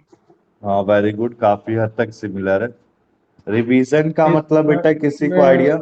इसमें रेफरेंस में एक चीज और हो सकता है सर, पास्ट में किसी उसी सेम तरह के मुकदमे में कभी फैसला दिया गया हो किसी मद्रास हाँ हाई कोर्ट के वेरी द्वारा, गुड। और मुकदमा चल रहा है कलकत्ता हाई कोर्ट में, तो उस कोर्ट के का जो रेफरेंस है उसका उस ऑर्डर का हवाला दिया जा सकता है कलकत्ता हाई कोर्ट में कि सर सेम केस में मद्रास हाई कोर्ट ने ये दिया था, तो वो रेफरेंस शायद कोर्ट करते हैं, मेरे ख्याल से ये होता वेरी है। गुड, हाँ वेरी नहीं, गुड, काफी अगर हद वो तक। ऐसा है तो रेफरेंस अगर ऑलरेडी हो चुका है ना वो लॉ, तो वो तो फिर उनकी नॉलेज में होता है। नहीं लेकिन मैम, वो लेकिन कुछ सब बातें कुछ ऐसी होता है, होती लेकिन हैं वो जो क्या है पहले ना डिस्कस कि हुई नहीं है, नहीं, उसको जैसे रेफर नहीं करती है जैसे मैं कोर्ट अपर में। तो रेफर क्या करेंगे, पहले इस तरह के डिसीजन आए हैं, हम उसी तरह के आपसे रिलीफ मांगने के लिए आए हैं, तो नहीं एक तो जो दूसरे कोर्ट रेफरेंस, में कहीं अच्छा, दूसरे जी, मुझे लगता है, नहीं मैं सर, कोई जरूरी नहीं कि मैं सही बोल रहा हूँ, सर बताएंगे। हाँ मैं भी गलत हो सकती हूँ। आप नहीं नहीं, डिस्कस कर सीमा लेना। देखो, जो हाँ सीमा जी। का आंसर है वो भी सही है और देवेंद्र दोनों का आंसर सही है, मैं ये नहीं कह रहा किसी एक का गलत है। रेफरेंस कहने का मतलब है हम ओपिनियन ले ले, हम हमसे एक जजमेंट नहीं प्रोवाइड की जा रही है, तो हम ओपिनियन किसका लेंगे, हाई कोर्ट का लेंगे, अपने सुपीरियर से। जैसे आप कौन बनेगा करोड़पति देखते हैं बेटा, तो उसमें एक कॉल अ फ्रेंड ऑप्शन आता है कि- क्या भगवती आप कुछ बोल रहे थे बेटा? तो रेफरेंस कहने का मतलब है एक ओपिनियन लेना है किसका, हाई कोर्ट का। इसके बाद दूसरा एक कोर्ट केस चल रहा है, पेंडेंसी उसकी चल रही है, और उसमें आपको एक डिफिकल्टी होती है जजमेंट देने के लिए, तो आप क्या कर सकते हैं, एक रेफरेंस ले सकते हैं दूसरे केस लॉ का, कि सिमिलर केस लॉ में सेम ऐसा हुआ था। जैसे लॉ ऑफ टॉर्ट में हमने पढ़ा था, लॉ ऑफ टॉर्ट में एक ही केस को उठा के दूसरे केस में सिमिलर डाल दिया जाता था, कि जजमेंट कैसे सुनाई दी जाती थी, कि आपका प्रीवियस केस में केस हुआ था, प्रीवियस सूट केस में आपकी ये रिजल्ट था, तो इस वाले सूट केस में भी आपका रिजल्ट यही रहेगा। यहां तक क्लियर है बेटा? आगे चलूं मैं, रेफरेंस के बाद रिव्यू करें हम। हाँ सर। ठीक है ना, वो सेम है बेटा, वो दोनों आप दोनों का सेम है, गलत किसी का भी नहीं। ठीक है ना, वो डिपेंड करता है कोर्ट क्या करता है, उसके ऊपर सूट कैसा आता है, किस टाइप का सूट आता है। ठीक है ना। अब देखो आप रिव्यू कहने के, वैसे पहली बात देखो, जो देवेंद्र का आंसर है वो काफी हद तक सटीक है। उसका रीजन क्या, कोई जस्टिस बैठा है, तो जस्टिस को एक प्रॉपर नॉलेज होती है किसी हाई कोर्ट की। अब डिस्ट्रिक्ट, अब मैं आपसे एक बात करता हूँ, अगर जो जस्टिस बैठाए जाते हैं हाई कोर्ट, सुप्रीम कोर्ट और डिस्ट्रिक्ट कोर्ट में, तो उनको एक प्रॉपर प्योर नॉलेज होती है, तभी उनको बैठाया जाता है। ठीक है ना। बट हाँ, ये हो सकता है कि अगर उसको डिफिकल्टी फेस हो रही है, तो हाई कोर्ट के किसी ओपिनियन का केस लॉ ले सकता है वो। ठीक है ना। हाई कोर्ट के पास जाके पूछेगा नहीं यहाँ कि ये ऐसे करूं कि ऐसे कर। यहां तक क्लियर है ना बेटा? अब इसके बाद देखो रिव्यू आता है आपका। रिव्यू कहने का मतलब क्या होता है, रिव्यू होता है आपका आंसर, देखो आप, कोई पर्सन है उसे एग्रीड में apply for a review judgment to the pass. कहने का मतलब है रिव्यू, अगर मैं किसी, मेरे साथ कोई कोर्ट केस हुआ और उसके डिग्री से मैं सेटिस्फाइड नहीं हूं, ठीक है ना, या फिर मेरे को उसकी डिग्री वापस से देखनी है, तो मैं क्या करूंगा, एक रिव्यू डाल दूं। ठीक है ना। अब ये पर्सन अप्लाई किस कब कर सकता है रिव्यू ऑफ जजमेंट के लिए, जब उसका appeal allow which an appeal is not allowed in case of degree और order from which appeal is not allowed. कहने का मतलब है, रिव्यू कहने का मतलब है, कोई सा भी केस में फाइट करता है तो मेरे लिए ऑप्शन दिया जाता है अपील करने का, बट मेरे पास अपील का ऑप्शन नहीं दिया गया है, तो मैं क्या करूंगा, कोर्ट केस को दोबारा से रिव्यू करा सकता हूँ। ठीक है ना। इसके बाद देखो सेकंड पॉइंट क्या कहता है, in case of degree of order from appeal is allowed but from which no appeal has been preferred. कहने का मतलब है कोई अपील को प्रेफर नहीं किया गया। ठीक है ना। तो हमने रेफरेंस में पढ़ा कि ओपिनियन लेना किसका, हाई कोर्ट का। ठीक है। में स्टेटा केस यानी कि दोनों है, देखो सबसे पहले देवेंद्र का में स्टेटा केस, वो भी करेक्ट आंसर है। उसके बाद सीमा ने हमें आंसर दिया refer the same for opinion of court, वो भी एकदम करेक्ट आंसर है। तो दोनों का करेक्ट है। आपको बेटा इस पीडीएफ में बस जो ब्लैक ब्लैक में लिखना है उसको ही रीड करना है, उससे काफी हद तक समझ में आ जाएगा। इसके बाद देखो रिव्यू हमने पढ़ा सेक्शन 114, इस सेक्शन को भी लर्न करके जाना है एग्जाम। ठीक है ना। तो रिव्यू में हमने क्या कवर अप किया कि मान लो कोई अपील को अलाउ नहीं किया गया, तब रिव्यू अप्लाई कर सकते हैं, या फिर कोई अपील का प्रेफरेंस नहीं दिया जा रहा है, तो क्या कर सकते हैं, हम रिव्यू के लिए अप्लाई कर सकते हैं। अब इसके बाद आता है आपका लास्ट रिवीजन। ये रिवीजन कहने का मतलब क्या होता है, किसी को आइडिया है बेटा? इसमें भी सर शायद यही होता है ना कि अपील नहीं की जा सकती, तो कोई किसी केस की अपील हाई कोर्ट में नहीं है, लेकिन हम चाहते हैं कि वो हाई कोर्ट इस केस को देखे, तो वो रिवीजन में डाल देते हैं कि इस केस को देखा जाए। रिवीजन कहने का मतलब एक एग्जांपल लेता हूं बेटा, जैसे कि जो वो था संजय दत्त था, ठीक है ना। अब संजय दत्त ने रिवॉल्वर या गन रखी थी जब 1991 में, एक रेफरेंस केस दे रहा हूँ, ठीक है ना। तो उसके ऊपर एक कोर्ट केस हेल्ड किया गया, कोर्ट केस में कोई रिजल्ट आया नहीं, तो उस कोर्ट को क्या कर दिया, क्या क्लोज कर दिया गया। फिर दोबारा से उसे रिवाइज किया गया, रिवाइज कहने का मतलब है फिर दोबारा से उसे ओपन कराया गया। अब ओपन कराने के बाद क्या हुआ, संजय दत्त को हेल्ड लायबल पाया गया, तो उसको 7 साल की जेल सुनाई गई। 7 साल तक कि 8 साल ऐसे ही था। तो जो ईयर्स ऑफ पनिशमेंट दिया गया वो किसके अंडर दिया गया, एक रिवीजन के तहत दिया गया। अब ये रिवीजन होता कब कब है, जब आपका एक satisfied, if the justice fail to provide the jurisdiction, ठीक है ना, फेल्ड हो रहा है जुरिडिक्शन प्रोवाइड करने के लिए, तो रिवीजन के लिए अप्लाई करा जा सकता है। दूसरा, कोई इरेगुलेटरी, यानी कि दूसरा कहने का मतलब है कोई इलीगली फाउंड किया गया है किसको, जजमेंट, कोई इलीगल जजमेंट प्रोवाइड किया गया है, तो आप क्या कर सकते हैं, रिवीजन के लिए अप्लाई कर सकते। रिवीजन कहने का मतलब है सिंपली आप समझेंगे, कोई कोर्ट केस हुआ, कोर्ट केस का एक फाइनल जजमेंट नहीं आ रहा, या उस कोर्ट केस को बंद कर दिया गया पैसे खिला के, या फिर जस्टिस कहीं मूव ऑन हो गया, तो दोबारा से अगर उसके कोर्ट केस को ओपन कराने, तो हम क्या कर सकते हैं, अपील कर सकते हैं रिवीजन की। यहां तक क्लियर है बेटा? तो देखो आप, the high court shall call for the record of case which can be decided by any court subordinate to high court in which no appeals lies there to the subordinate court appear। कहने का मतलब है, मैंने आपको बता दिया, जो high court है, हाई कोर्ट में ही हो सकता है बेसिकली, हाई कोर्ट ही अप्लाई कर सकता है रिवीजन के, ठीक है ना। किसका, सबऑर्डिनेट कोर्ट का। अगर वो फेल है किसी जुरिडिक्शन को प्रोवाइड करने में, या फिर उसकी जुरिडिक्शन कोई इलीगल वे से की गई, ठीक है, या कोई पिटीशन फाइल किया गया रिवीजन में टू द हाई कोर्ट, और हाई कोर्ट में make such order as it think fit. Clear है बेटा यहां तक? तो रिवीजन कौन कर सकता है, हाई कोर्ट कर सकता है, और कोई नहीं कर सकता। यहां तक क्लियर है? आगे चलूं मैं? Yes sir. बताओ बेटा सीमा देवेंद्र, आगे चले हम? हाँ सर, चलिए। चलिए चलो ना बेटा। भगवती वॉइस आ रही है आपको?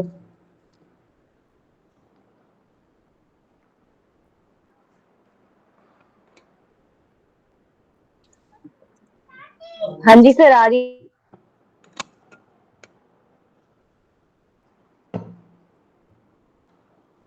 अब देखो आप, रेफरेंस पढ़ लिया, रिव्यू पढ़ लिया, और रिवीजन हमने कवर अप कर लिया, ठीक है ना। रेफरेंस क्या होता है फिर से समझ लेते हैं। कोर्ट के एक केस को, एक केस मतलब केस लॉ प्रोवाइड करना, प्रीवियस केस लॉ या फिर opinion of high court. Review क्या होता था, जब कोई अपील नहीं होती, when there is a no appeal allowed. Second point, when there is a no appeal preferred, ठीक है ना, तो क्या कर सकते हैं, रिव्यू कर सकते हैं। फिर लास्ट पॉइंट हमने पढ़ा revision. What is the meaning of revision?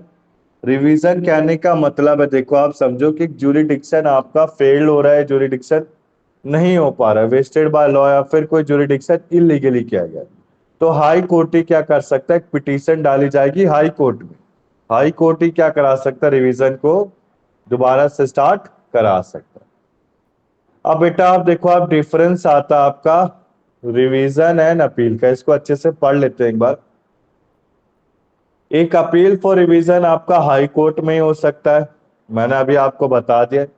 पर अपील कहाँ हो सकता है, किसी भी कोर्ट में हो सकता है, चाहे वो सुप्रीम कोर्ट हो या फिर हाई कोर्ट हो। इसके बाद देखो, रिवीजन कोई राइट रिवीजन नहीं है, बट अब राइट फॉर अपील का एक राइट प्रोवाइड किया गया, ठीक है ना।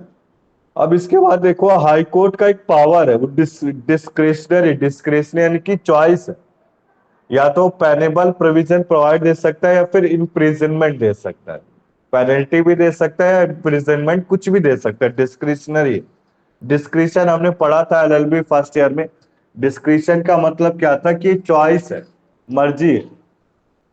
अब इसके बाद देखो आप अपील में क्या है, बाउंड टू कंसीडर है, कंसीडर करना ही करना है उससे, ठीक है ना।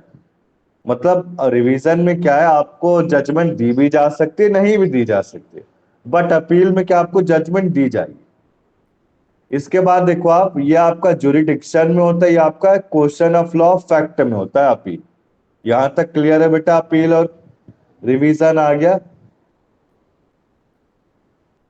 रिवीजन अपील बेटा सबको आ गया समझ में डिफरेंस। आगे चले हम। सर ये क्वेश्चन ऑफ लॉ और फैक्ट पर नहीं होती रिवीजन, मतलब खाली ऑन ग्राउंड्स ऑफ जुरिस्डिक्शन। हाँ बेटा, जुरिडिक्शन पे ही होता है। रिवीजन कराने का मतलब है दोबारा से सब कुछ स्टार्ट कराना, ठीक है ना। रिवीजन कहने का मतलब है जो प्रीवियस है ना, वो प्रीवियस की भी कोर्ट फीस पे करनी पड़ेगी। तो रिवीजन कोई जल्दी से कराता नहीं है। और बेसिकली एक और पॉइंट ऐड करना चाहूंगा मैं इसमें, रिवीजन आपका किसके लिए होता है, क्रिमिनल के लिए होता है, कोई क्राइम के लिए होता है। बट अपील क्या होता है आपका, सिविल के लिए होता है ज्यादातर, क्रिमिनल के लिए नहीं होता अपील, ठीक है ना। आगे चलो मैं, अपील आपका होता है मॉनेटरी वैल्यूज, और किसके लिए होता है, मनी, मनी के टर्म्स में होता है। और दूसरा अपील होता है आपका सिविल। आगे चले बेटा, किसी को डाउट है इसमें रिवीजन एंड अपील में? देवेंद्र आपको डाउट है इसमें रिवीजन एंड अपील में कुछ? नहीं सर। आगे चलो बेटा मैं। हाँ सर चलिए। अब देखो बेटा, अब आपका आता है सूट बाय और अगेंस्ट माइनर, ठीक है ना। अब ये भी इंपॉर्टेंट है आपका, सूट, ये एक चार्ट में समझा रखा है। अब सूट माइनर का कौन कर सकता है, कोई मेरे को आंसर देगा इसका? अगर माइनर माइनर के खिलाफ ही सूट कर रहा है, बड़ा अच्छा हुआ है। सर उसका कोई रिप्रेजेंटेटिव होता होगा। हाँ देखो, चार्ट में दिख भी रहा है बेटा, आप स्क्रीन में अगर आप देखेंगे अपने मोबाइल के तो साफ साफ मेंशन। अगर कोई माइनर हो रहा है तो किसके लिए करेगा, थ्रू द नेक्स्ट फ्रेंड। और कोई अगेंस्ट माइनर है तो किसके लिए करेगा, in the name of guardian, ठीक है ना। तो इस लाइन को रीड कर देता हूं, मैं रीड कर लेता हूं। कोई सा भी सूट माइनर का अगर स्टेट किया गया किसी पर्सन के लिए, तो किसके लिए होगा, next friend of the minor. कहने का मतलब है माइनर, माइनर किसके लिए कोर्ट केस करेगा, नेक्स्ट फ्रेंड माइनर के लिए। अब बेसिकली जो नेक्स्ट फ्रेंड है वो पर्सन एक साउंड माइंड होना चाहिए, मेजोरिटी को अटेंड करना चाहिए। आगे ना साउंड, अरे माइनर है बेटा, माइनर किसके लिए करेगा, मेजोरिटी। जो माइनर एक सेकंड पर्सन के खिलाफ अगर केस कर रहा है तो क्या होगा, मेजोरिटी का होगा। अब देखो, अगर डिफेंडेंट माइनर है कोर्ट के टर्म्स में, तो क्या करेगा, अपॉइंट करेगा guardian for the suit of such minor. समझ में आया बेटा ये चीज? ये भी अच्छा है civil sir procedure sir code में। सर, सर एक हाँ चीज नहीं समझ रहा है। थ्रू क्या? नेक्स्ट फ्रेंड का मतलब? नेक्स्ट फ्रेंड कहने का मतलब है, आप समझो, देखो आप माइनर हूं बेटा, ठीक है ना, मैं माइनर हूं, मैंने किसी के खिलाफ केस किया, ठीक है ना। तो अगर किसी के खिलाफ मैंने केस किया तो दो पर्सन हो सकते हैं, तो मेजर होगा या फिर माइनर होगा। आया ना देवेंद्र समझ में आपको? तो अगर वो मेजर है तो उसका कहने का मतलब वो आपका नेक्स्ट फ्रेंड है। अरे मैन, मतलब फ्रेंड था, मेरे से उससे कभी दुश्मनी ले ली। अगर वो माइनर है, मैंने जिसके खिलाफ केस किया, अगर वो माइनर है तो उसके बिहाफ में कौन फेक सूट को, केस को फाइट करेगा, उसका गार्डियन करेगा, in the name of guardian करेगा। यहां तक क्लियर है?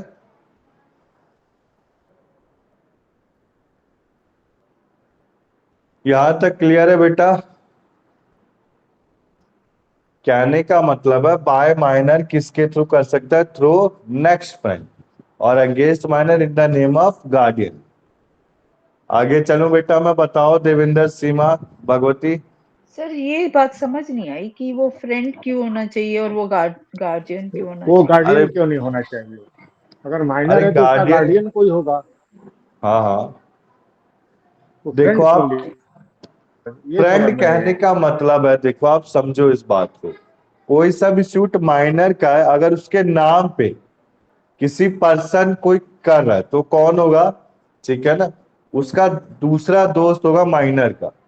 अरे कहने का मतलब है अगर किसी माइनर खुद से कोर्ट केस फाइल नहीं कर रहा तो उसके बिहाफ पे अगर किसी ने कोर्ट केस फाइल किया तो उसका नेक्स्ट फ्रेंड होगा किसका, माइनर का, किसी सर वो दूसरे एक माइनर कोर्ट के का लिए। इसका मतलब कि ये कोर्ट का एक लैंग्वेज है कि उसका गार्डियन हाँ भी अगर केस कर रहा है तो उसको next next friend to the minor कहा जाएगा।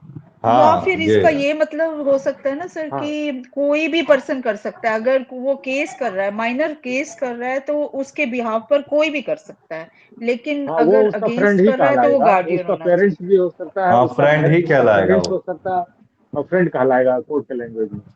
हम्म, करेक्ट है बेटा, आगे चलो मैं। Yes sir. ठीक है ना, आगे चले हम। अब देखो माइनर अटेन कर सकता है मेजोरिटी को, माइनर अटेन मेजोरिटी को करेगा तो क्या क्या कर सकता है, अपने सूट को आगे चला सकता है, सूट को बंद भी कर सकता है, उसकी मर्जी है माइनर की। या फिर अगर वो सूट को इलेक्ट कर रहा है तो अप्लाई कर सकता है अपने फ्रेंड को डिस्चार्ज करने के लिए ऑर्डर से, और अपना नाम हटवाने के लिए और टाइटल और सूट को करेक्ट कराने के लिए। या फिर वो अगर इलेक्ट करता है सूट को हटाने के लिए तो क्या करेगा, डिसमिस करेगा suit for repayment of cost incurred by the defendant और अपोजिट पार्टी। यहां तक क्लियर है बेटा। अगर वो सूट को हटाना चाहता है तो डिफेंडेंट से क्या बोलेगा कि तुम मेरा पैसा दे दो मैं सूट को हटा दूं। यही होता है नॉर्मली। किसी को डाउट है बेटा इसमें, आगे चलूं मैं? हाँ सर चलिए। ठीक है ना। अब देखो हमने क्या पढ़ लिया, इंस्टीट्यूशन ऑफ सूट, हमने क्या पढ़ा, रिवीजन एंड अपील पढ़ा। ठीक है ना। अब बेटा थोड़ा जल्दी करा दो फिर हो जाएगा ना कंप्लीट। अब देखो लास्ट आता है आपका सूट ऑफ बाय और अगेंस्ट ऑफ कॉपरेशन। ये corporation, what is the meaning of corporation? किसी को आइडिया कॉपरेशन कहने का मतलब क्या है, कंपनी है क्या?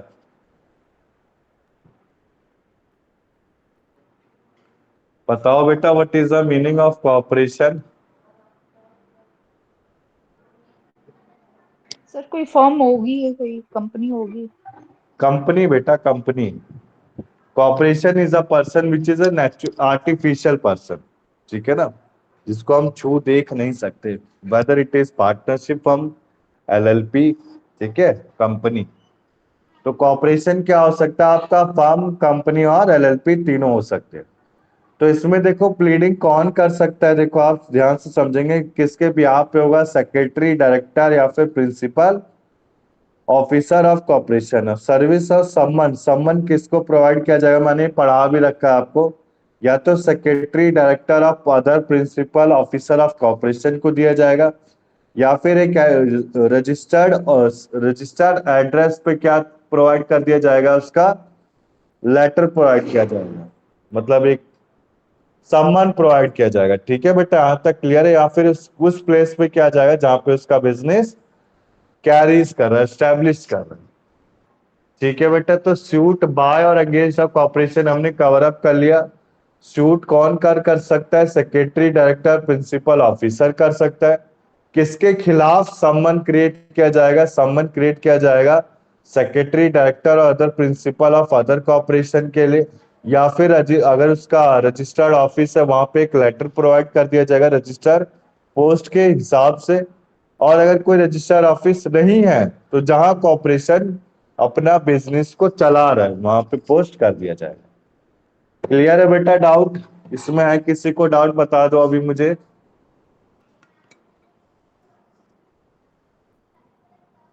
No sir.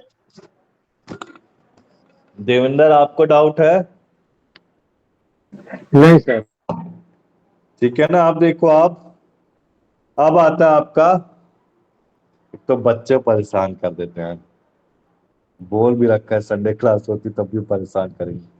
इसके बाद देखो समरी प्रोसीजर, अभी मैं इसकी एक मिनट वो बता दूं। ठीक है ना। अब देखो समरी प्रोसीजर करते हैं, लास्ट टॉपिक फिर कंप्लीट है आपका। ठीक है ना, एक मिनट बेटा, मैं एक मिनट बस, थोड़ा सा वो हो रहा है डिस्ट्रैक्शन। अच्छा हमने कौन कौन से डॉक्ट्रिन पढ़े थे, किसी को आइडिया है बेटा, सीमा देविंदर आपको?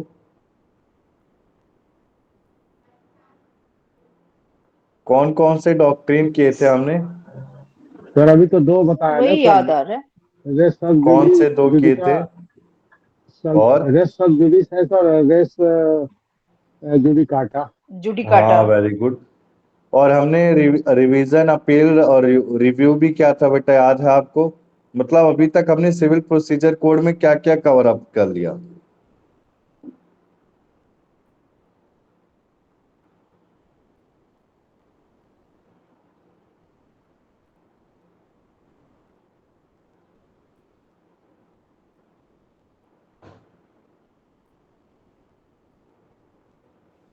सर रिजॉइंडर रेप्लिकेशन पढ़ा दिया, सेट ऑफ काउंटर क्लेम्स है, इक्विटेबल सेट ऑफ है sir, difference between legal set of और इक्विटेबल सेट ऑफ है, टेम्पररी हम्म। इंजंक्शन है एंड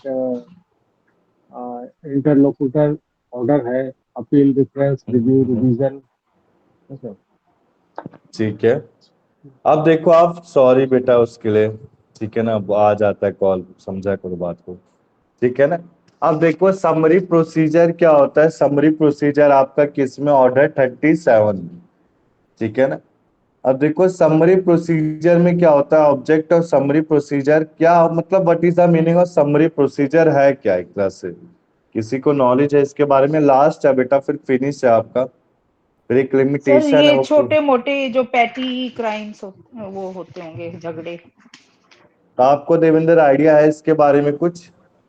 सर मैं फौजी आदमी हूँ सर, फौज में समरी कोर्ट मार्शल वगैरह चलता है जिसका ट्रायल बहुत समरली कर दिया जाता है, बहुत बड़ा लंबा चौड़ा नहीं होता है जिसका ट्रायल, हम्म। छोटे में जिसको समराइज करके और एक डिसीजन दे दिया जाता है उसमें, तो वो इसीलिए हम्म। उसको समरी बोलते हैं, तो बहुत शॉर्टली इसको ब्रीफली किया जाता है तो उसको देखो करने के समरी लिए। प्रोसीजर क्या आपका शॉर्ट में होता है।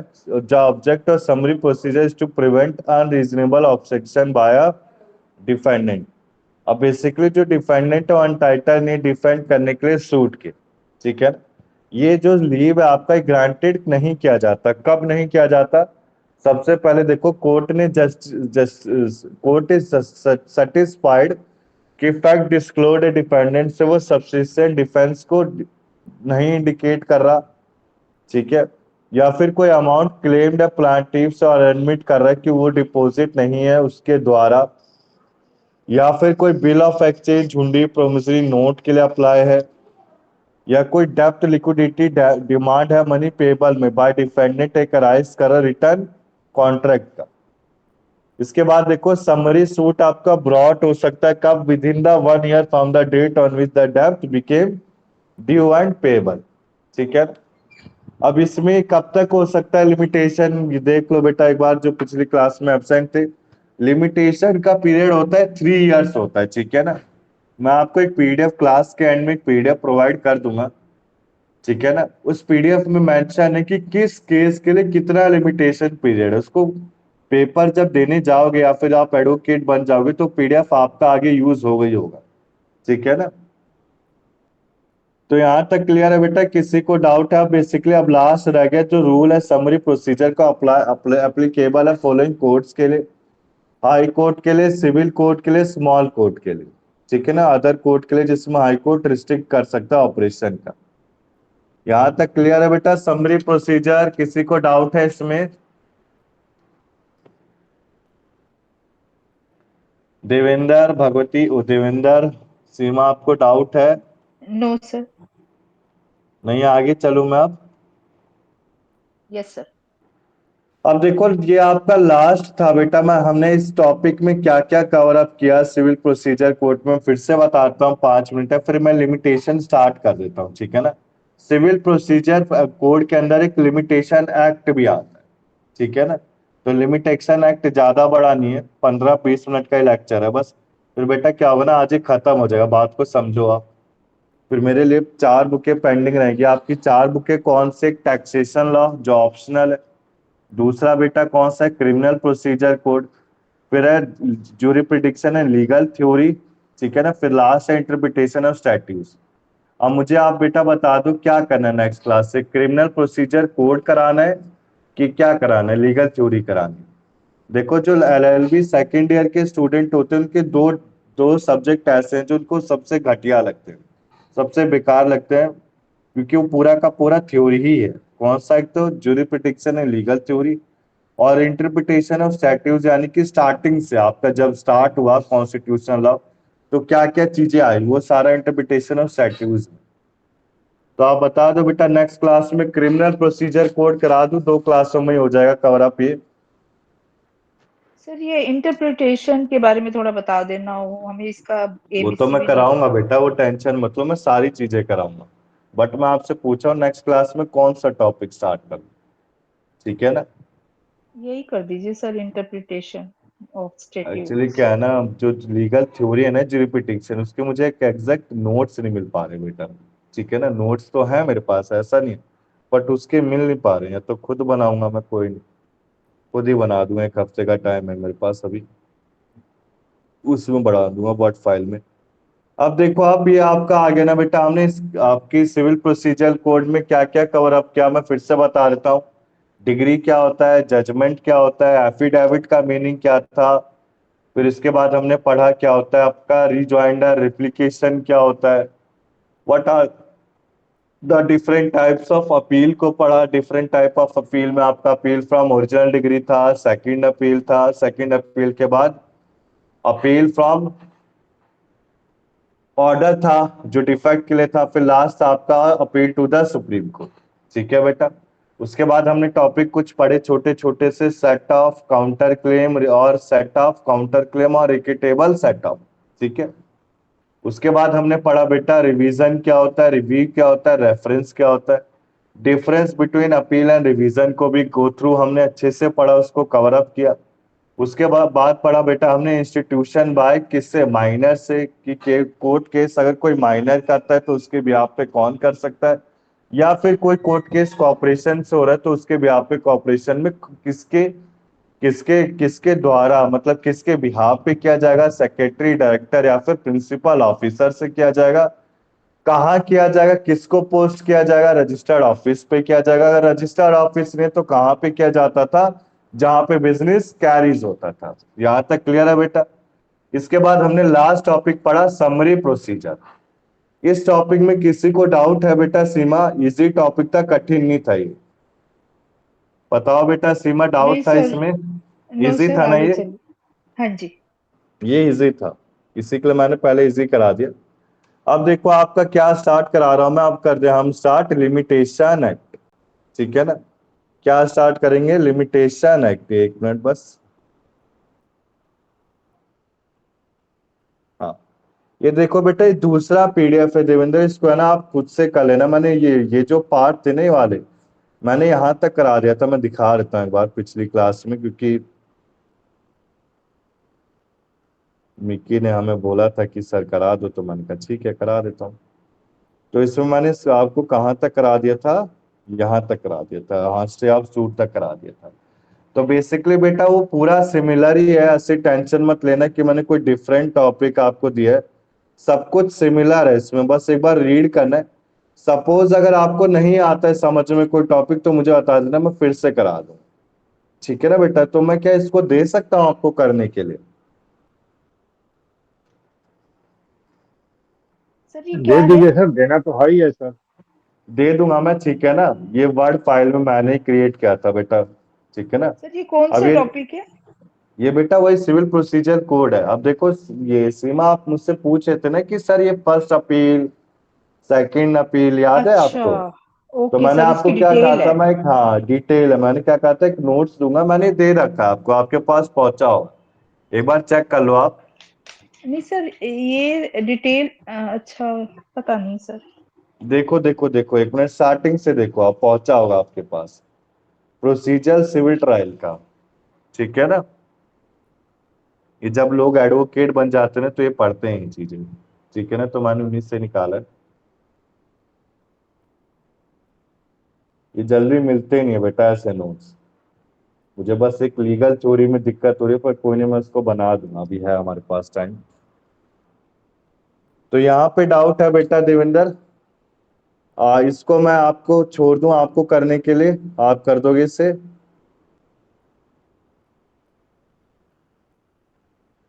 ये रिव्यू लिमिटेशन और एक्ट सर। रिवीजन, हाँ ये रिव्यू और रिवीजन का डिफरेंस है। इसमें कुछ चीजें अलग है बेटा, जो हमने पढ़ा है ना उसका थोड़ा डिटेल में है बेटा, ठीक है ना। क्या दे रखा है डिटेल में, सब कुछ प्रोवाइड है कि रेफरेंस क्या होता है, एक नॉन एल्पीलेबल होता है, ठीक है ना, क्वेश्चन ऑफ वैलिडिटी एक्ट होता है। यहाँ तक क्लियर है ना बेटा इससे ये चीज। फिर इसके बाद ये इसका एक डिफरेंस है, इसको आप पढ़ लेना। तो मैं दे दूं इसको, कराऊं कि कर लोगे आप खुद, बताओ इस चीज को बेटा आप। सर ये नोट्स भेज दीजिए। ये कर लेना यार, देखो खुद भी ट्राई करो, थोड़ा कोर्स अभी लेंथी है मुझे तो। मैंने छुट्टी भी 2 ले ली थी ना, तो उससे थोड़ा पेंडिंग हो गया आपका कोर्स, बच रहा है अभी। नहीं तो मैं अभी 5th बुक में होता, 5th बुक हमारी कंप्लीट होती है। ठीक है देवेंद्र, वॉइस आ रही है आपको? हाँ सर, इसको सर पोस्ट हाँ कर मैं दीजिए सर। सेंड मैंने करवा दिया बेटा, एक बार चेक करो आप, देखो ऐसे चेक करना है। 1 मिनट, ये तीनों आपके पास पहुंच गए होंगे, देखो ये 4 दिख रहा है ना आपको स्क्रीन में। एक सिविल प्रोसीजर कोड पहुंच गया होगा, सिविल प्रोसीजर कोड नोट्स पहुंच गए होंगे, और एक लिमिटेशन पहुंचा है कि नहीं पहुंचा है, देख लो आप।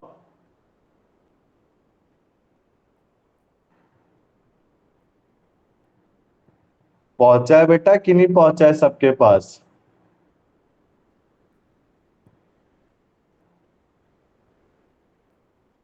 बताओ बेटा, सीमा देवेंद्र पहुंचा आपके पास कि नहीं पहुंचा है? पहुंचा है सर। पहुंचा है ना, पहुंचा दिया था बेटा मैंने, ठीक है ना। अब देखो मैं लिमिटेशन स्टार्ट करूं, ये 8 पेजेस का ही है, ज्यादा बड़ा नहीं है, वैसे लिमिटेशन थोड़ा बड़ा होता है, ठीक है ना। देवेंद्र वॉइस आ रही है आपको? हाँ सर, आ रहे हैं। तो मैं स्टार्ट कराऊं लिमिटेशन। अब देखो आप, लिमिटेशन आपका बेसिकली हमने पढ़ा था, लॉ आपके 2 होते हैं, substantial law, procedure law. Substantial law में ये सारे आते हैं, ठीक है ना, कौन से, contract act, partnership act, penal और transfer of property act. Procedure law में कौन आता है, civil procedure, criminal procedure, evidence और लिमिटेशन एक्ट 1963। अब इसके बाद देखो इसका ऑब्जेक्ट क्या होता है, मैंने आपको बताया था, लिमिटेशन कहने का मतलब है बेटा एक टाइम पीरियड, ठीक है ना। अब मैंने लीगल नोटिस डाला है, तो लीगल नोटिस कहने का मतलब है मैं अपने कोर्ट केस को कब तक चला सकता हूँ, with in a period of 3 years, ठीक है ना।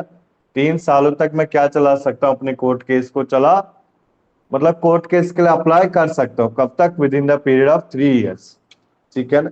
तो इसके ऑब्जेक्ट है कि रीड टू रेस्ट के लिए, पीस के लिए, जस्टिस के लिए, ठीक है ना।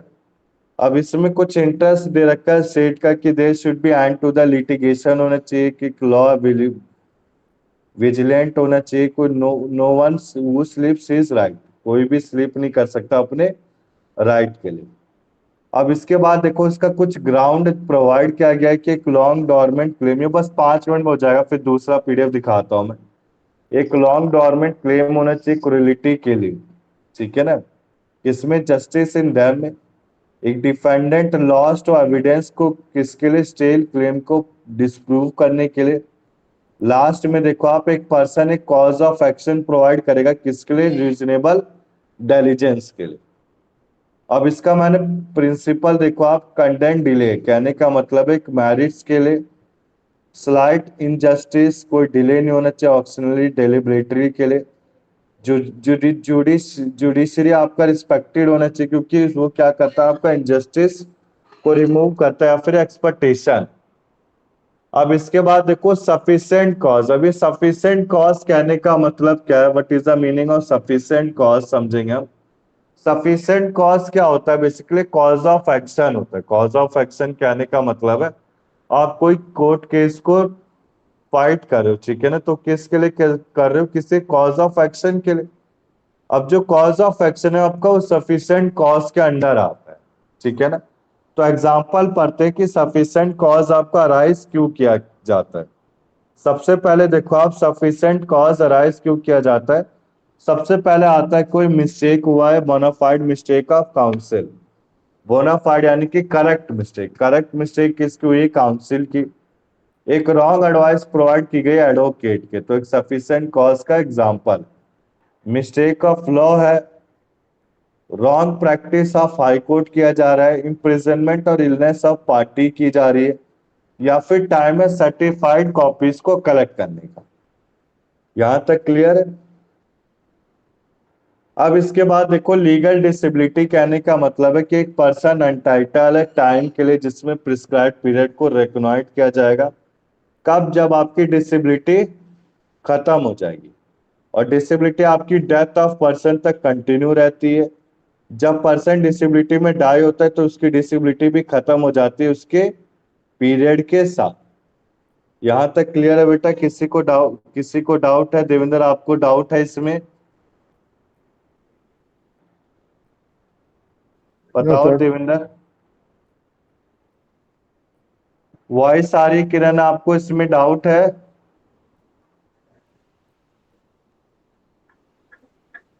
कोई डाउट नहीं है सर। अब देखो, इसके बाद आता है आपका effect of period of limitation. सबसे पहले लिमिटेशन का पीरियड का इफेक्ट क्या होता है? डेथ है, फ्रॉड, मिस्टेक और रिटर्न एक्नॉलेजमेंट। ठीक है ना? तो ये क्या effect of period of limitation. अब देखो, इफेक्ट ऑफ डेथ आपका क्या हो सकता है? राइट टू स्यू के अक्रूवल में होगा। अप्लाई कब हो सकता है? जब किसी पर्सन ने एक राइट टू इंस्टीट्यूट सूट को अप्लाई किया है, या फिर किसी पर्सन ने किसी against right to institute suit कर रखा है, या फिर आपका कोई भी प्रोविजन एप्लीकेबल है किसके ऊपर? For the possession of immovable property. अब इफेक्ट ऑफ फ्रॉड कहने का मतलब है, देखो आप, इफेक्ट ऑफ फ्रॉड और mistake, it must be based on the fraud of defendant और रिस्पोंडेंट और इस एजेंट। यानी कि ये जो फ्रॉड और मिस्टेक है आपका किसके ऊपर बेस्ड होगा? किसी फ्रॉड ऑफ डिफेंडेंट या फिर रिस्पोंडेंट और इस एजेंट के ऊपर। अब जो नॉलेज है राइट टाइटल की, वो किसके ऊपर होगी? कैंसिल की जा सकती है फ्रॉड के, और such person as for said. अब ये जो सूट और एप्लीकेशन है, एक रिलीफ है किसके लिए? कॉन्सिक्वेंसेज ऑफ मिस्टेक के लिए। ठीक है ना? इसमें देखो, पीरियड ऑफ लिमिटेशन आपका तब से स्टार्ट नहीं हुआ जब से प्लांटिफ ने फ्रॉड या मिस्टेक को स्टार्ट किया है। एक डॉक्यूमेंट नेसेसरी होना चाहिए, राइट ऑफ प्लांटिफ और एप्लीकेंट, जिसने फ्रॉडेंटली कैंसिल कर रखा अपने आप को। यहां तक बेटा क्लियर है? बताओ देवेंद्र, आपको क्लियर है यहां तक? देखो, लिमिटेशन में ज्यादा कुछ है नहीं, लिमिटेशन आपका एक छोटा टॉपिक था। ठीक है ना? लिमिटेशन में हमने क्या क्या पढ़ा, मैं फिर से बता देता हूँ। लिमिटेशन में हमने पढ़ा कि इसका ऑब्जेक्ट क्या है, इसके बाद ग्राउंड्स क्या क्या होने चाहिए, प्रिंसिपल कब डिले हो सकता है आपका, क्या what are the example of sufficient cause, क्या लीगल डिसेबिलिटीज होती हैं, क्या इसके इफेक्ट होंगे लिमिटेशन के पीरियड।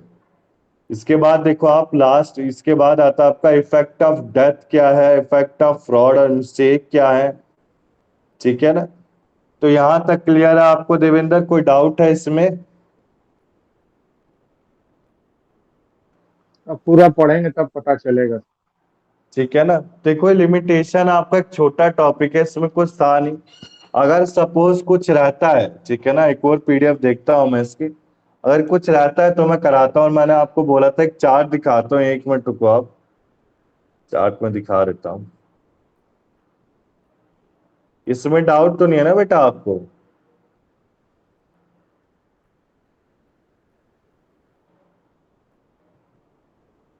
1 मिनट बस।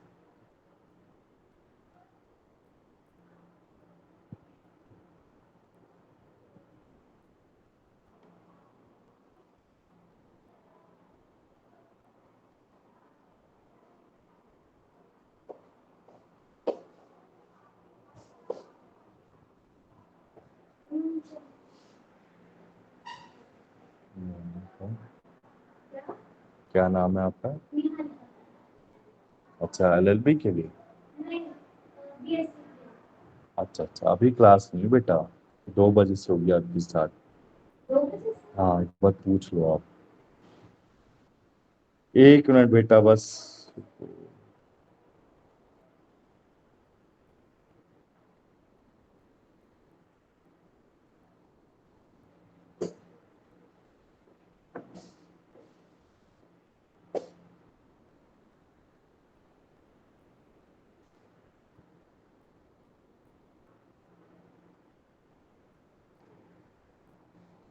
सीमा वॉइस आ रही है आपको?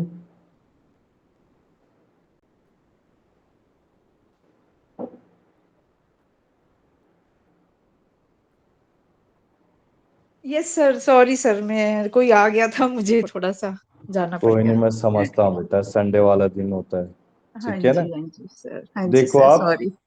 कोई नहीं चलता। मैंने ना लिमिटेशन करा देते, एक बार लिमिटेशन आपको दिखा देता हूँ, इसके क्वेश्चन आंसर किसके, कुमार के। अब देखो लिमिटेशन में बेसिकली कुछ है नहीं इतना, जो आपका है वो क्या है, सिविल प्रोसीजर कोड आपको अच्छे से पढ़ना है। ठीक है ना? लिमिटेशन में देखो आप, एक मिनट रुको बस।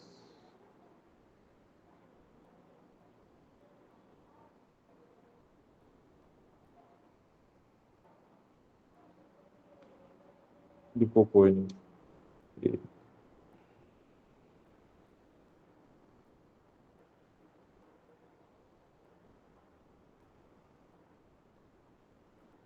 अब देखो आप, लिमिटेशन मैंने कराया था ना आपको, बस एक मिनट।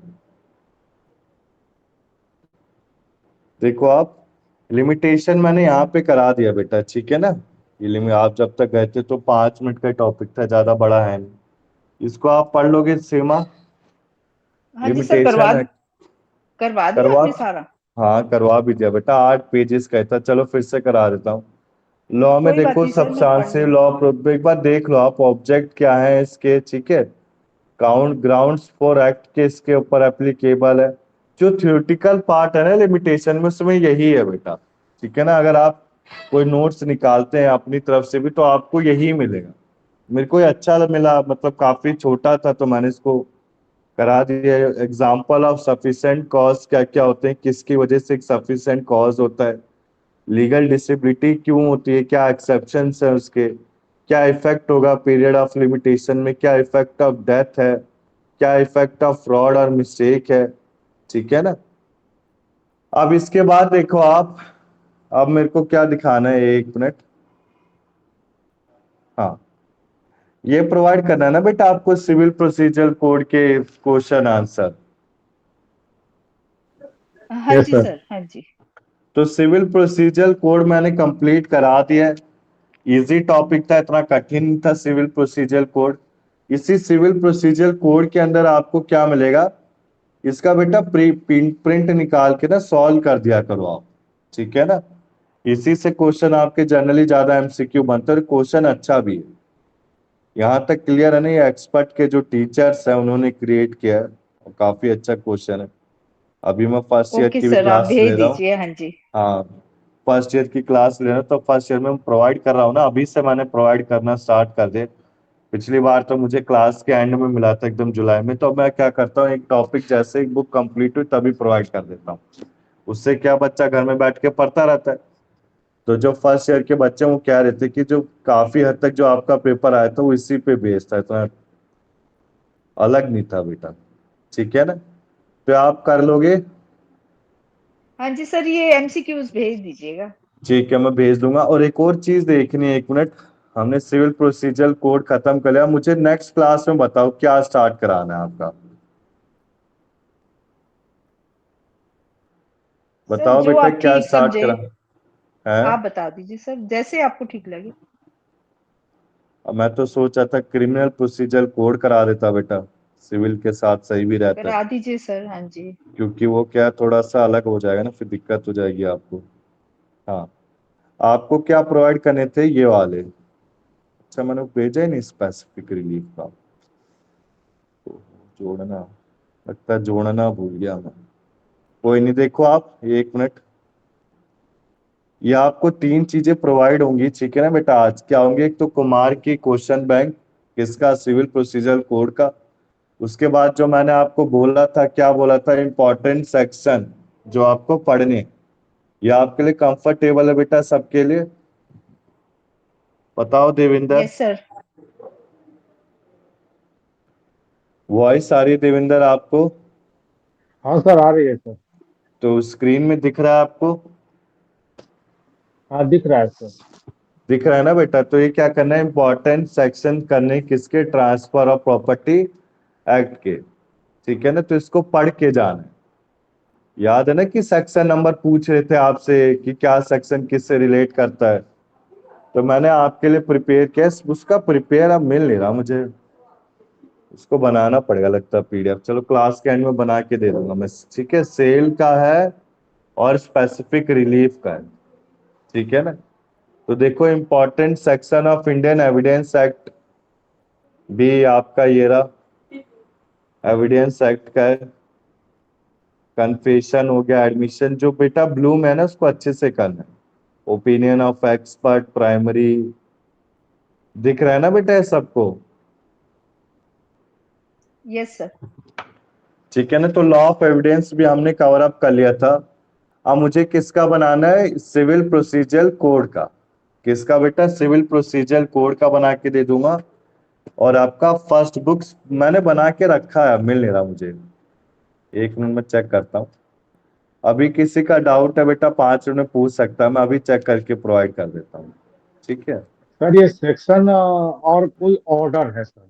तो सेक्शन तो समझ में आ रहा है, ऑर्डर का मतलब क्या समझे? ऑर्डर कहने का मतलब है उस ऑर्डर में किया गया, जैसे आपका कोई केस लॉ होता है, जब आपका जजमेंट दिया जाता है तो केस लॉ प्रोवाइड किया जाता है। तो सेम आपका ऑर्डर कहने का मतलब है कि ऑर्डर है, इस ऑर्डर के हिसाब से, यानी कि जैसे केस लॉ प्रोवाइड किया गया जजमेंट के लिए। अब मैंने आज की क्लास में पढ़ा था बेटा, क्या पढ़ा था मैंने, कि मैं रेफरेंस दे रहा हूँ, ठीक है ना। रेफरेंस दे रहा हूँ किसी केस का, जब मेरी जजमेंट हो रही है, तो उस रेफरेंस में मेरा ऑर्डर भी आ सकता है या फिर केस भी आ सकता है, ठीक है ना। तो ऑर्डर क्या है? सेक्शन का सिमिलर होता है। ऑर्डर प्रोवाइड किया जाता है किसके लिए? ऑर्डर बेसिकली आपको 3 चीजों में मिलेगा, एक कॉन्स्टिट्यूशनल लॉ, एक सिविल प्रोसीजर कोड, 2 में मिलता है बस, हाँ उसमें नहीं मिलेगा, ये ऑर्डर क्रिमिनल में बेटा, नहीं मिलेगा। ये ऑर्डर इनिशिएट कौन करता है सर? ये ऑर्डर इनिशिएट कौन करता है? हाँ, ये निकालता कौन है? ये आपका बेटा वो निकालते हैं, एक, ये आपका कोर्ट ही निकालता है ऑर्डर,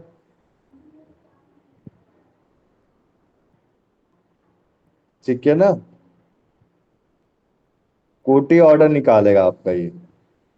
मतलब ये या तो एपेक्स कोर्ट होगा या हाई कोर्ट का कोई ऑर्डर होगा जिसके तहत किसी फैसले में डिसीजन आया है, ऑर्डर आया है। हाँ करेक्ट है, ठीक है ना। एक मिनट बेटा, मैं आपका ही काम कर रहा हूँ बस, कर दूं फिर एक हो जाएगा।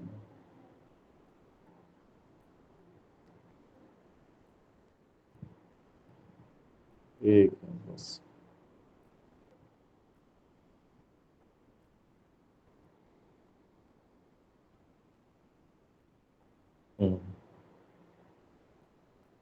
बस एक मिनट रुक जाओ, हो गया है बस, वीडियो बना ही दिया मैंने। भेज दूं अभी क्या? अभी भेज दूं ना, फिर सही रहेगा आपके लिए। अभी की क्लासों में डाउट था बेटा किसी को? आपको बेटा सीमा देविंदर कोई डाउट?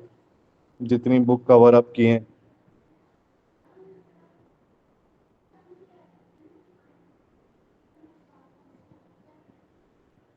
बताओ बेटा।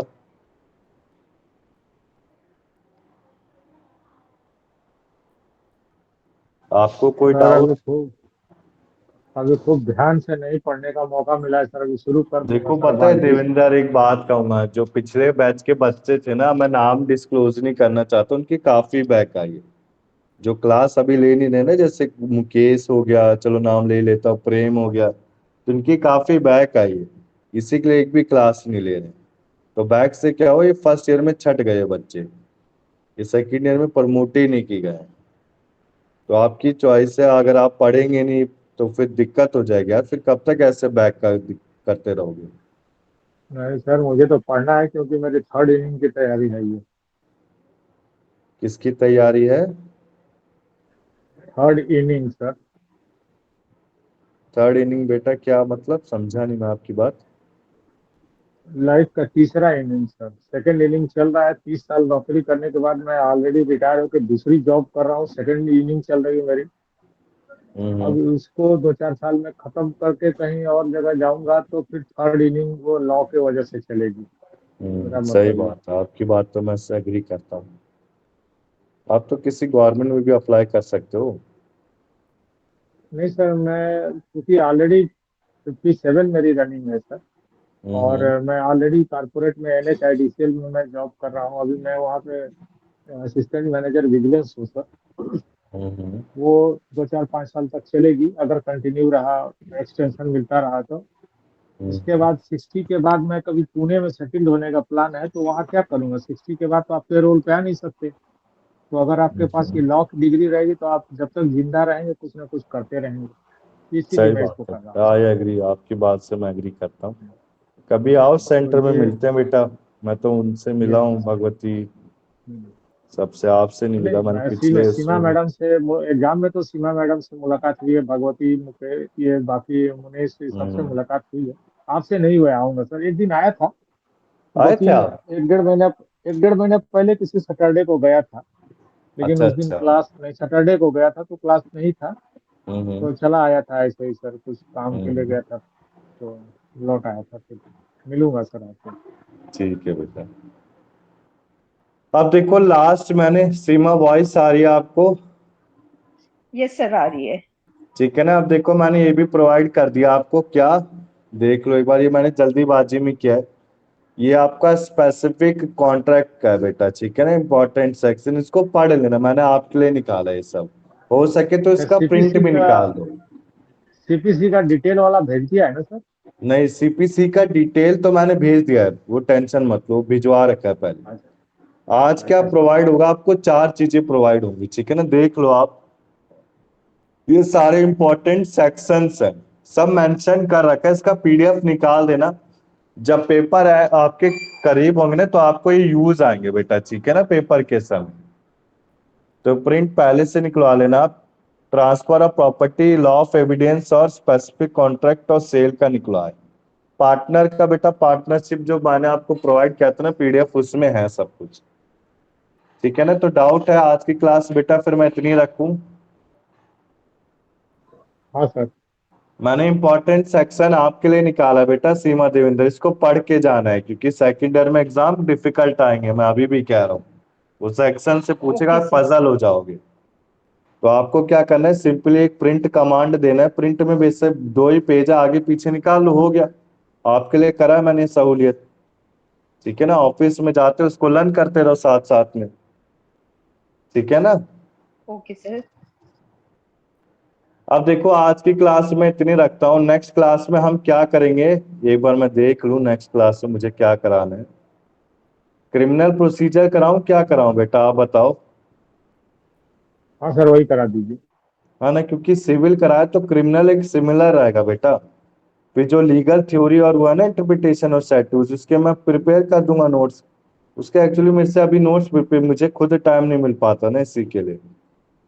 एक मिनट रुको आप, मैंने भेजा तो था, हाँ ये रहा, ठीक है? एक मिनट देखो आप, कहाँ गया आपका क्रिमिनल? है भी इसमें? हाँ तो क्रिमिनल देखा मैंने,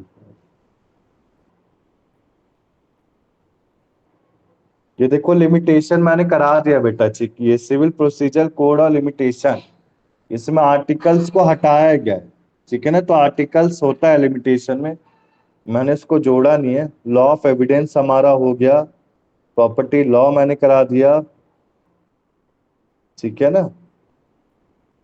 अब ये है देखो आपका कौन सा, सिविल क्रिमिनल प्रोसीजर कोड, ठीक है ना बेटा? तो क्रिमिनल प्रोसीजर कोड करा दूं मैं इसको, बताओ आप? देखता हूँ मेरे को जो सही लगे, वैसे मोस्ट है कि आपका क्रिमिनल प्रोसीजर एक्ट ही स्टार्ट करेंगे हम नेक्स्ट क्लास से, ठीक है ना? ठीक है सीमा?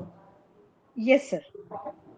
अब मैं एक बार पूछ लूंगा क्रॉस मार्क क्यों किया है, वैसे टिकी मार्क होना चाहिए था, सब में टिके, इसमें क्यों क्रॉस किया है? ये हट गया है क्या? ये हटा तो नहीं होगा पेपर? हटा नहीं है सर, नया लॉ आया होगा तो इस वजह से सोच के उसमें कुछ क्रॉस किया होगा। हाँ हाँ सही बात है। ठीक है ना, कराना सर तो ये आई मुझे। पुराना लॉ ही आएगा ना, ये कहीं नया तो हाँ नहीं आ हाँ, जाएगा? पुराना ही आएगा बेटा, नया नहीं आएगा, टेंशन मत लो आप। ओके पुराना सर। नहीं, नया नहीं देते, बात को समझो आप। अगर नया दे भी दिया तो इक्का दुक्का क्वेश्चन आएगा, ठीक है ना। मैंने भी टैक्सेशन के पेपर दिए हैं, तो टैक्सेशन में बेसिकली आपका पुराना ही पूछा जाता है, नया नहीं पूछा जाता है, नया आ ही नहीं सकता कभी, ठीक है ना। Okay sir. नया आएगा किसमें, आप जो बीए कर रहे हैं ना, बीए एलएलबी जो 5 सालों की होती है उसमें आता है ना। आपके एलएलबी में नहीं आएगा, आपका जो 3 साल का है, आपका पुराना चल रहा है, ठीक है ना। तो सर देखो नेक्स्ट ऐसा नहीं है क्लास। सर, जो हाँ जो वो लोग जो एलएलबी का जो थर्ड ईयर, फोर्थ ईयर और फिफ्थ ईयर करते हैं, वो हमारे साथ हमारा सिलेबस है उनका। अच्छा अच्छा, करेक्ट तो है। ये यहाँ यूजीसी में सिलेबस चेंज होना इतना आसान नहीं है सर, इसमें टाइम लगता है बहुत सारे, उसमें हम्म। एमओयू साइन होते हैं, कॉरिजेंडम होता है, तब जाके बनता है, और उसमें काफी टाइम लगता है सर। तो अभी वो नहीं तो है आएगा ही। जहाँ तक मुझे समझ आ रहा है सर। अब जैसे बोर्ड में कह रहे हैं 2 बार बोर्ड होंगे, ओपन बुक बुक हो जाएगा बोर्ड, तो ऐसा कुछ नहीं है, बोर्ड वही चलता है, ठीक है ना। ये कहने वाली बात है, अगर कोई लॉ आता है तो सीधा 2 साल के बाद ही अप्लीकेबल होता है, इतनी जल्दी नहीं अप्लीकेबल करेंगे, ठीक है ना। तो आज की ओके सर। क्लास इतनी रखी है बेटा, सीमा देवेंद्र में प्रोवाइड कर दूंगा, सिविल प्रोसीजर कोड के इंपॉर्टेंट सेक्शन का प्रोवाइड किए जाएंगे आपको नेक्स्ट क्लास में, ठीक है। Okay sir. ठीक है, आज की क्लास में इतनी रखते हैं बेटा, आप सब ओके लीव सर, कर थैंक सकते यू। हो। ठीक है सर बेटा, thank you sir, bye sir. Bye बेटा बाय। किरण आप जा सकते हो, वॉइस आ रही है किरण आपको?